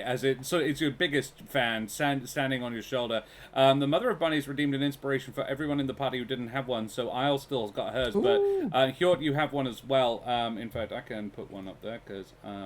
Thank you. I'll give you the one that was normally attached to my face. There you go. And she gave me a D4 because she's a sweetie. Alrighty, That is very much the end of my turn. That is very much the end of Yevla's turn. It's the Kobold's turn. The Kobolds, like, Yevla is the problem. Yevla, I'm going to say, tore off this thing's left leg. Just went along, just Yeah, minced works it. for me. And it collapsed to one side. It's still got a bunch of other legs supporting it up, so it's not fallen over, but it's at half movement at this point. It did to he did to it what Hjort did to Janwarin. Hey. Yes. But a lot more deliberately this time. The kobolds scream in terror as they say, like, no! God! Do you have any idea how long that took to build? The kobolds are once again going to renew their attacks upon you all. The kobold mech suits are going to make attacks against Hjort. I'm going to be honest. The first one is definitely going to be against Hjort. Two attacks. Sorry, not Hjort, Yevla. Okay, thank God. Yeah, 18 and very high. Yeah, both hit. For these ones, are you resistant to thunder, or is it the thunder that Nope. I should be rolling separately? No. I'm not resistant to thunder. I'm resistant to bludgeoning, piercing, okay. slash. All right, cool. So the thunder damage is 2 5s, a 4, and a 3, 17. 17 thunder. Yep. And the piercing is 18 plus numbers 18, 26 after Which 13. halves to 13. Yep. Yevla is definitely looking a bit worse for wear. He has taken a lot of hits this fight. They still don't know where Junior is. The hamster is going to cop the next one. Let's see if it can hit it. It actually misses with one. An 11 does not hit it, but a 19 does for that much, which isn't very much actually. That's like 11 points of damage on the hamster. Hammy is down to 43 hit points. Then the remaining attacks are going to be a dex save against Isle. You're... That first one was a 16, but I have advantage, and that was 21. Yep. Nice. So you're gonna. This one is the 4d8s, which you've halved. As just a pile of junk and rocks is thrown at you. It's piercing damage for a total of 2 5s, a 7, and a 4. 14, 21, halved 10. Piercing damage at Isle. Wait, so it was 21. So you're raging. I'm resistant. Yeah. So you So take half 10. to 10. Yeah. And did I pass or did I You fail? did. You the passed. dex 21's a pass. save? And It's then 10. grenades rain on Janwarin. Please make a dex save. Actually, you know what? No, it's the lightning. It's going to be the lightning cannon this time around. Con save for me, please. All right. Please roll high. That's a 3. You have just been given an advantage, an inspiration. All right, let's re-roll that then, because I used old man. Okay, that's a 17. 17 is a pass. Does that mean you take nothing? Yes. No, it's a con save. I do take half. Oh, you take half. It's only, Okay. it's Alright. only dex saves I don't take any from. 8, 10, 13. 23, halved to 11. Oh yeah. I was like, halved? Huh?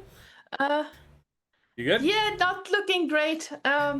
Junior, you have advantage on the deck save. They know you're in there, they just can't see you, so they're just going to bombard the thing with grenades.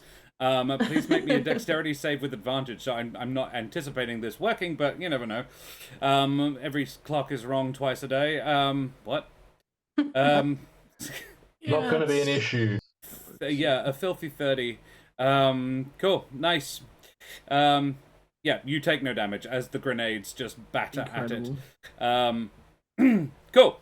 I don't want you to sitting there bored or anything. And then it's Hammy. Hammy's turn. The hamster is just like, no, this thing must die. It is a threat to all hamster kind. Yeah, he's going to attack. I'm going to use my... Ooh. I'm going to use my DM's D4. Couldn't chat. Someone in chat. Mum, Mother of Bunnies. Mother of Bunnies, can you roll me a D4 in chat, please? Because there's about a 50-50 chance of this working. D4, please. Ugh. A 2 is an 18 to hit, which means he does not. Alright, Scrabble attack. It's the big one. Come on. 17. 19. 13 plus 10 is 23. Dies on the third. That's an 18 total, which is not enough. But that's 3d6 plus 5 each time. 15 damage plus what I roll. Which isn't bad. 6, 11, 26 points of Scrabble damage as the hamster, brings this thing down to just over 100 hit points. Okay.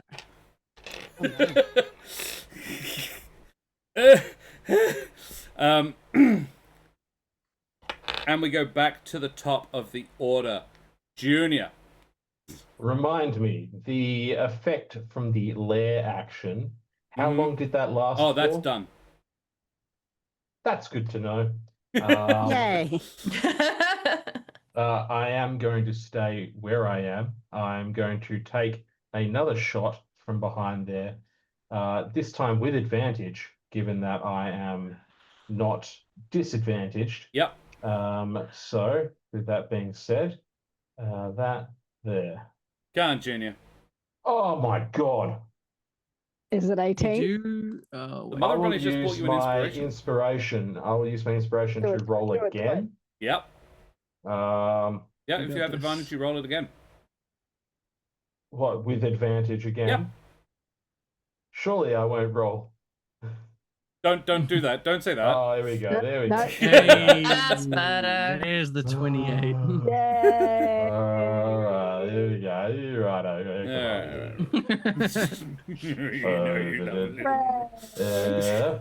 You're right. Here we go. 9 plus 25 25. is 34 Nice, 34. points of damage. Okay, Junior. You angle this shot and take off 2 more of the legs on the left-hand side, and it sort of collapses, its remaining legs on one side, unable to bear its weight, as it sort of like, if you've ever seen a crab missing most of the legs on one side, it just sort of scuttling. Actually, better and less harmful to animals is there's a bit in Star Wars Episode 1 when one of the droidicas gets 2 of its legs shot off. And it's sort of scrabbling around on one side with just one leg trying to propel itself. That is what happens to this thing. And far more accurate because it's a giant robot. Anything And else? I'll use my move and my dash to get right in there, actually. Yeah. I'm going to take a well-earned holiday after this. I worked so hard in the last 10 minutes. Yeah, Oh, exactly. no. And I'll move right in. Oh, well, 60 towards It would get it basically. there. It would get you there. Because it is a Sure. very large thing with quite a big footprint. This thing is on its very last legs. And I'll be that was drawing my not intended. rapier out as I do that. It is definitely Yeah. flanked now. Beautiful. And that would be Hjort's turn. Hjort has seen a lot of damage being taken by Yevle, right? Yeah. Can I get within 30 feet of him, and how many other people can I get in a 30-foot radius if I do that? You and Yevle and the hamster, probably. He is going to wander over there toward Yevle. What and is he your is movement? going Because you'd have to use half to stand up. 30 feet. Yeah, okay, cool. Yeah, you can just get the hamster and Yevle. Yep. So he is going to wander over there, pretty damned hurt himself, and cast Mass Cure Wounds to heal Mass Cure himself, the Wounds. hamster, and Yevle. Yes, thank you. Very nice. Rolling 17 points of healing.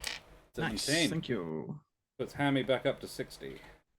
That was my Mass Cure Wounds as an action.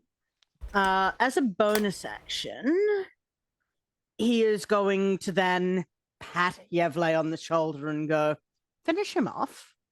Or rather, finish him off. And poetically inspire you. Thank you very much. That's a D10 if you are interested. Love it. I appreciate it. I will make use of this. Noren. From where he is at right now, on the elbow of this thing, how far up is it to the top of the shoulder? 20 feet. Okay, I can just about make it there 30 feet. with my Yeah. regular movement. Yeah. So he's going to Oh no, from the elbow, scuttle 20 up. feet. Yeah.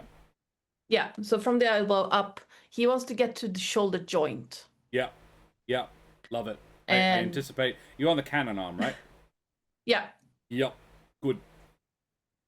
so he's gonna scuttle up there. You can hear the cursing. He's not even trying to be subtle about it. As just 1 foot drag the whole way up.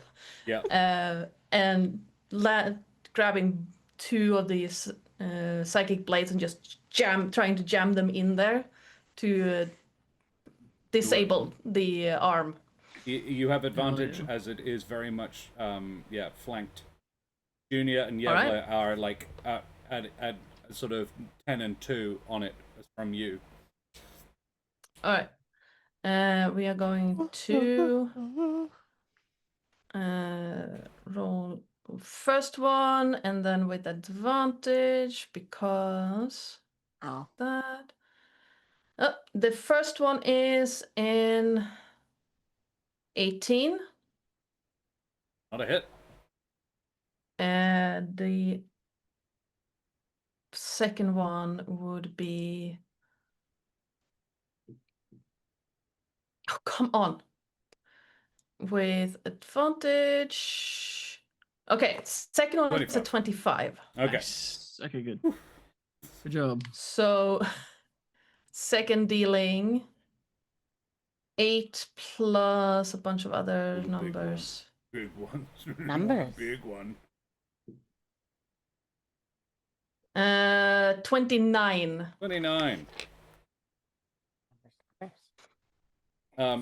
And you dig, I'm going to say mechanically, well, I sort of, narratively, you dig both of your blades into this thing, and just wrench and parts the shoulder joint, and the whole thing just drops off. You're riding this arm down, and it collapses underneath you, and you're like, once again, I fucking fall. Do you, Yes.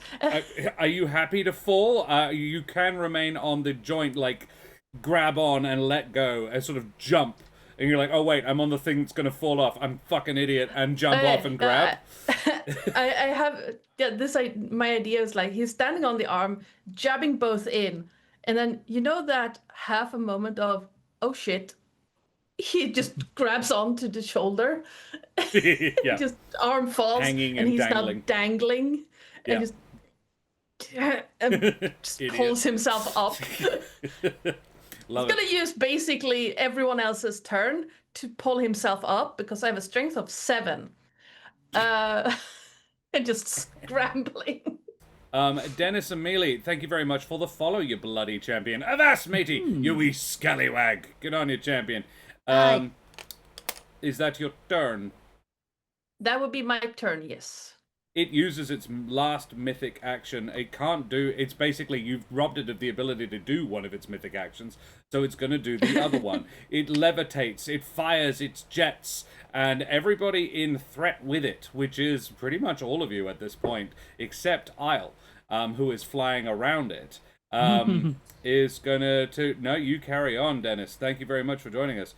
We're crew for the next stream. Oh, I love it. We are, going to need to make me dex saves. Dex save? Yep. 19. 24. 30-20. Good, good. I 19. rolled off a 19 onto a 1, so... Unlucky. All right, Jingles is taking this one. As okay. It is a, it is a dex save 20, a DC 20. Anybody who gets above it, great, you're going to take half the damage. It's not huge. It's 2d6, which is a 7 my 19 plus is 5. So 12 points of fire damage, and are knocked prone if you fail. All right, yep. I'm prone. What? Oh. Sorry, if how you many pass points of it, you damage? don't... I apologize. If you pass it, you don't take any. It says must succeed a dex save or take the damage and Take be knocked prone. damage. Yeah. Ah, yeah, right. Neat. So 12 points of damage. Fire. Got it. The hamster needs to make that save. Let's see. He passes. I love it. 19 on the dice. Good old Hammy. Okay. Hammy's like, I hear many bells, but not for you. Everyone hears telepathically in their head as the thing begins to fly. It is Yevli's... Oh, no. It's Isle's turn, yes? I think? Yes, Yeah. and I apparently have a cold hand axe. You very much Yeah, do. you do. Come on. Let's give that a shot, shall we? You are raging, Got you can it. teleport. I can also do that, apparently. Ow. That's a miss, Let's but you do try have that. advantage. The second one. 23. You have advantage because it's in like. This is why I suggest you get in threat in melee, because you have advantage in melee because it's flanked. You Yeah, don't get true. advantage at range if with flank. Mhm. But a 23 does hit, and then a 20 also hits. But you could crit seek if you want, because you do have advantage. Yeah, I can roll it. And we've had very few crits today. Mm. No. No. Alrighty, well, a 21 and a 23 is still pretty decent. Roll me some damage. And it would be cold damage. 12 cold damage 12 plus 7. plus 7. 12 plus 7 is 19. Doubled is 38. It's not down, but it's not looking good. Come on. The Mecha-Koboldzilla at the tracks. end of its at the second part of its takeoff action lands, and everybody in base contact with it, which would be Hammy, Yanwarin Jr. and Yevle, and Hjort. Please make a strength save. Oh, fuck me running. Of course it's Hjort strength, wouldn't but- have been All in. make a strength save. Hjort would not have been within 15 feet of it when it took off, so I don't know if Hjort 5. made the save or not. But 5, good. Junior, 15, not enough. 17, Yavlo, 11. Everyone takes it, 11. and the hamster How much gets. damage? The hamster passes. How much damage is it? I will find out. It is 46s. 4d6 of bludgeoning and be knocked prone and restrained. I'm it's already landing on you. prone. Oh my god, I rolled 3 6s and a 4.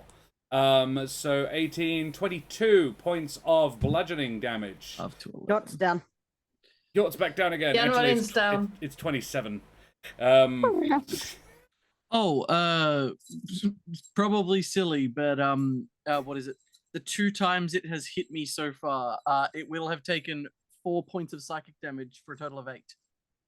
Oh, in which case, yeah, it does that. Yeah. And it staggers both times. This sort of the pain as it lands, it staggers it. Yevle, it's your turn. Excellent. Okay. I'm under half HP, so I have to make a wisdom save to not go berserk. First, I pass. I'm good. Excellent. Wow. With a 20. With Good. a 20. I think he's going to full send this. I'm going to do the same thing I did last turn, where I'm losing my descriptors a little bit, but I'm going to take 2 from 1d8 necrotic damage to again activate the Blood Curse of the Marked to double my right dice this turn and to give myself advantage on my first hit. And I'm going to go ahead and do those. So the first one, I roll with advantage. It is a 26 to hit. Oof. Yevle, Which I assume will. how do you do this? You said this thing like had just landed on us, right? And was basically squishing me. Pretty much. I think Stab it in the we'll toe. go full superhero moment, as I think there is the kind of lands, and after a few seconds, the creaking of metal as a struggling Yevle sort of stands from underneath it, pushing it overhead before he turns his grip and, improbably despite the size, like digs his claws into it, sort of the cold filling in, and is going to just full kind of over the shoulder and body slam the thing. Yevle, you body slam.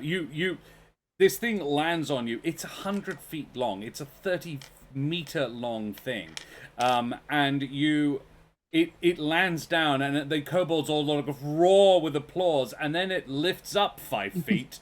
It manages to look surprised, and then a wicker goat suplexes it, and it is flopped onto its side, and then this screaming goat jumps lands in its chest. Its icy claws wrench down and rip out its heart.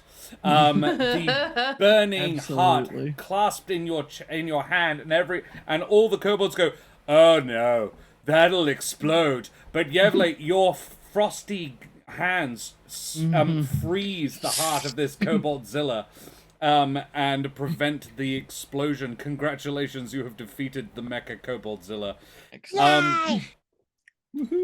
The hamster looks around and sees the devastation and says, and looks to the sky. It picks up the arm, picks Yanwuren off the arm, the limp form of Yanwuren, off the arm of this creature, throws the arm at the sky, at the ceiling, breaking a hole in the roof, and the starry night sky beams in. It then screeches a chitter, and anyone still conscious can hear its psychic cry, "Brothers, aid me!" And a bunch of spectral giant hamsters appear and move around the space. Now, these are giant space hamsters, not giant miniature giant space hamsters. These are only about 10 feet tall. But they float around, and every fallen creature in the room, be it Avowed or Kobold, is lifted to its feet, and its eyes flicker open as these beatific space hamster spirits waft around the room, awakening everybody back up. And the hamsters cry out. The kobolds.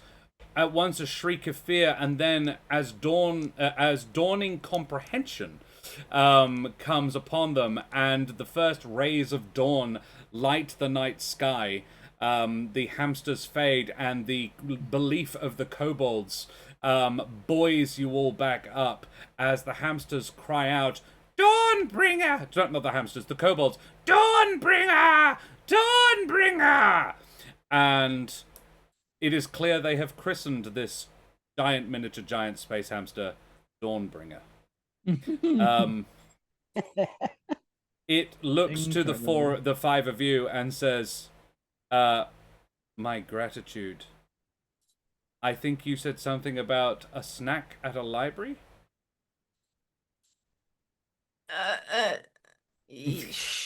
Yes. No. Hjort, among those touched by the giant space hamsters were all of their kin. No. The head of the Koboldzilla was ripped asunder by Dawnbringer, and all of these little bodies were brought out and placed beside you. Awake once more. This is a Christmas story. No innocent hamsters were killed in the process of making it. Hjort is going to open his arms and let them all run up onto him as he then picks up both of his antlers and sort of tucks them under his arm because that's their home. Yeah. Incredible. And with that, ladies and gentlemen, I think we will leave it there. As the teleportation of the Candlekeep rings spring up around you once again, we will do a very quick round of favorite moments. One favorite moment from each person, please, as we go around the room. It's something we like to do, but we've been running for a very long time, and I don't want to keep these beautiful players any longer than we need to. It's on this warm evening. Not that Ardana would know, but it's pretty hot here in Australia. Oh, she knows It's a bit pretty about hot it enough. here. I mean, it's seasonably hot here. It's 11 Celsius. That's surprisingly I'll take warm it. for I'll Sweden take in it. this time of year. Yeah. Alrighty. Ardana, please tell me a favorite moment and where can we find you? Hi, I'm Ardana or Joe or Oi you there. You can find me over at my channel, The Lorite. Most weekdays I stream there. And I know people are going to be upset, but my favorite moment was suplexing the robot. Yeah, it's got to be. It's good. Just- good description. Yeah. Thank It you. was an excellent move. From the attack Yeah. all the way through to doing the damage. But yes, that was really cool. Thank Totally you. fair. Mitch, who the absolute heck are you? And give me a favorite moment. How you going? I'm Mitch. Thanks for hanging out, everybody. Big Viking Mitch on Twitch, and the link in the chat for my Twitter, where I'll twat. And my favorite moment was generally, because it was a combat, so it's always hard to find favorite moments. So I'll go with a description of an ability that I quite liked. And this is something I've found from Zach quite a lot. He's very good at describing things in combat. The activating of the right and how it was Yes. almost like a snow globe of snow appeared around you. Thank you. Brilliant. Very well done. Yeah, Thank you very much. absolutely. It's very cool. Ellie, who are you and what was your favorite bit? Oh, me. Hi, I've been Ellie B. I'm still Ellie B, but you know, cool. Yes, you can find me here sometimes, also over on Jack Squarepeg's channel sometimes, and also over on my channel sometimes. It's, you know, one or the other. You'll find What we me. do. Favorite moment. Oh, it's so many. To be fair though, it would be every single time Hjortzilla was screaming about smashing the hamster. And Yeah. just the feeling of Hjort being like, I get knocked down. I got to come again to get knocked down. Yeah. Down up, down up, down up. Antipode NT28, buddy. Good to see you, mate. How are you, Heath? Favorite moment? No Ahoy. hamsters were hopefully harmed in the making of this live stream. Yes. That's what we said last or time. mice. It didn't work that Yeah, way. well, yeah. But last time there wasn't supposed to be a fucking hamster. Like the inclusion of the hamster is not in the adventure. That was forced by Terrace's actions, really. I'm sorry. Don't be sorry, it was great. We Hammy did. helped. Hammy also soaked up over 200 points of damage. Hammy, yeah, that would have been a rougher fight without him. Harmed, no hamsters died. Yeah, well, excellent. Did we get a favorite moment from Ellie? Sorry, I was. Yes. Yeah, Yeah. excellent. Thank you. Zach, who the heck are you? Hi, I'm Zach, or Renegade Chicken. You pretty much only find me here nowadays. I don't do a lot of other stuff on Twitch. And as long as the antibiotics keep coming, I will keep adapting. We are good. Yeah. I realize there's a whole bit I will explain to you sometime later. Really, I promise it makes sense. Favorite moment. Does it though? There was so many good ones, and it sucks to only have to pick one. It was it was a really small like thing, but I really enjoyed the little bit of Junior Jingles flying into full panic mode, screaming about how he was like how his father owed him a holiday after this. My dad sent me off to die. My dad sent me off to die. I thought That was so funny. that was excellent. Absolutely loved it. Been a spell or three. It has indeed been missing your streams like ships in the night. Yeah, absolutely, buddy. Terrace, who the heck are you? Hello, I am Sir Terrace, your friendly neighborhood ferret. Today I have been playing the Hjortzilla and Hjort Horncaller, the what is he? Moosator Bard.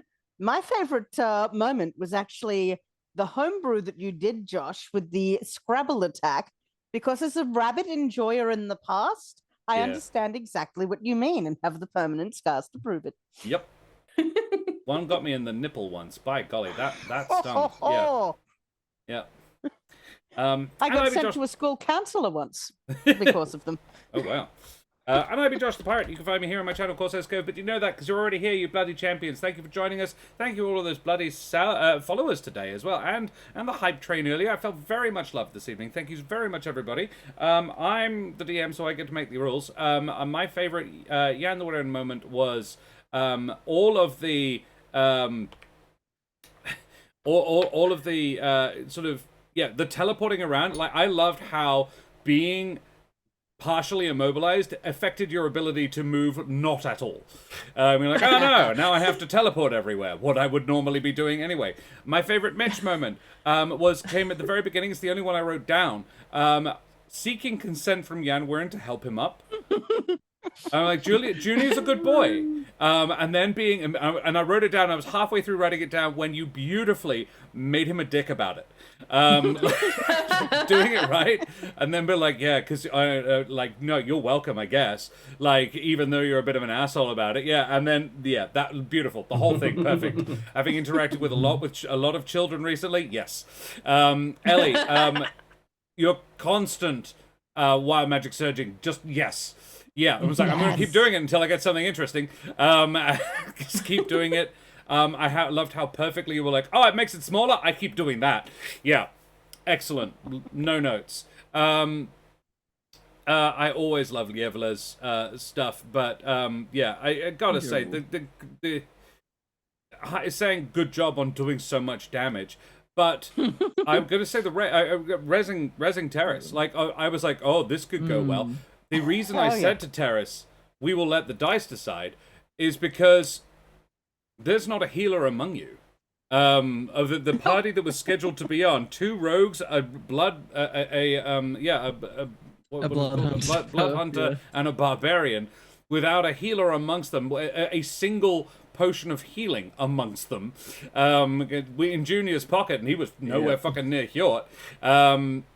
Just amazing. I was just like, thank you. The person who was the only one really capable of doing some big numbers on this thing. And I mean, the rogues definitely did their work. Janwaren and Junior, when they hit, they hit. But yeah, Yevelo is just like the only person who's capable of consistently, and he was like, I'm going to spend my turn not doing that. And yeah, just I always love and highlight a non-optimal character choice. Terrace, it is so hard to play a PvP, and you were asked to and did so, and it was great. I loved it. You didn't pull your punches, I didn't feel. No, I tried not to. Yeah, and you played it logically for what the thing would do. So hats off to you for that. Well done.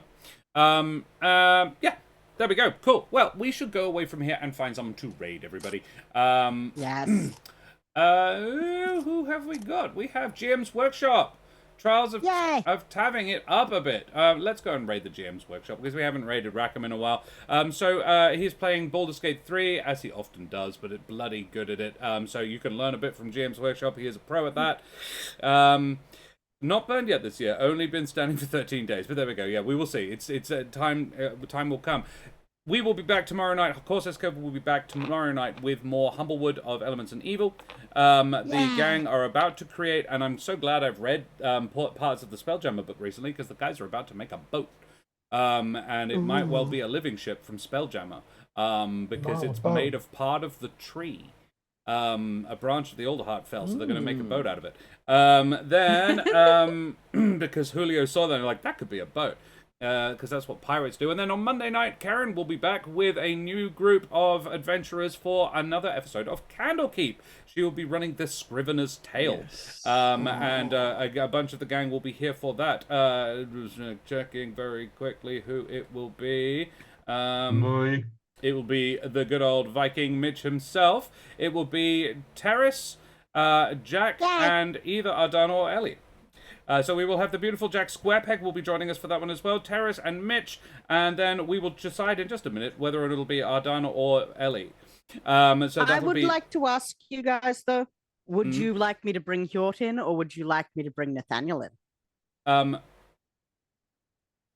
What do we think, everybody? Is Hjort still scarred from this experience, and Nathaniel takes his debut as an adventurer?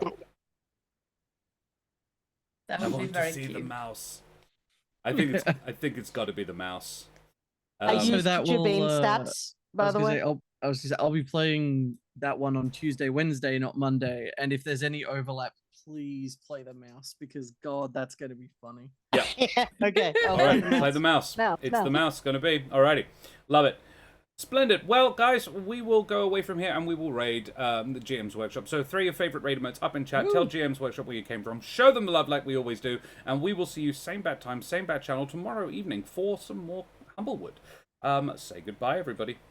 Bye. Bye-bye. Bye. Hey, say bye-bye.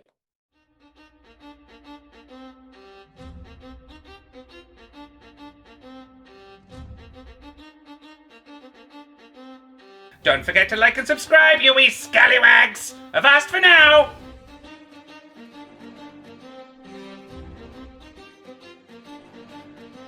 Whee!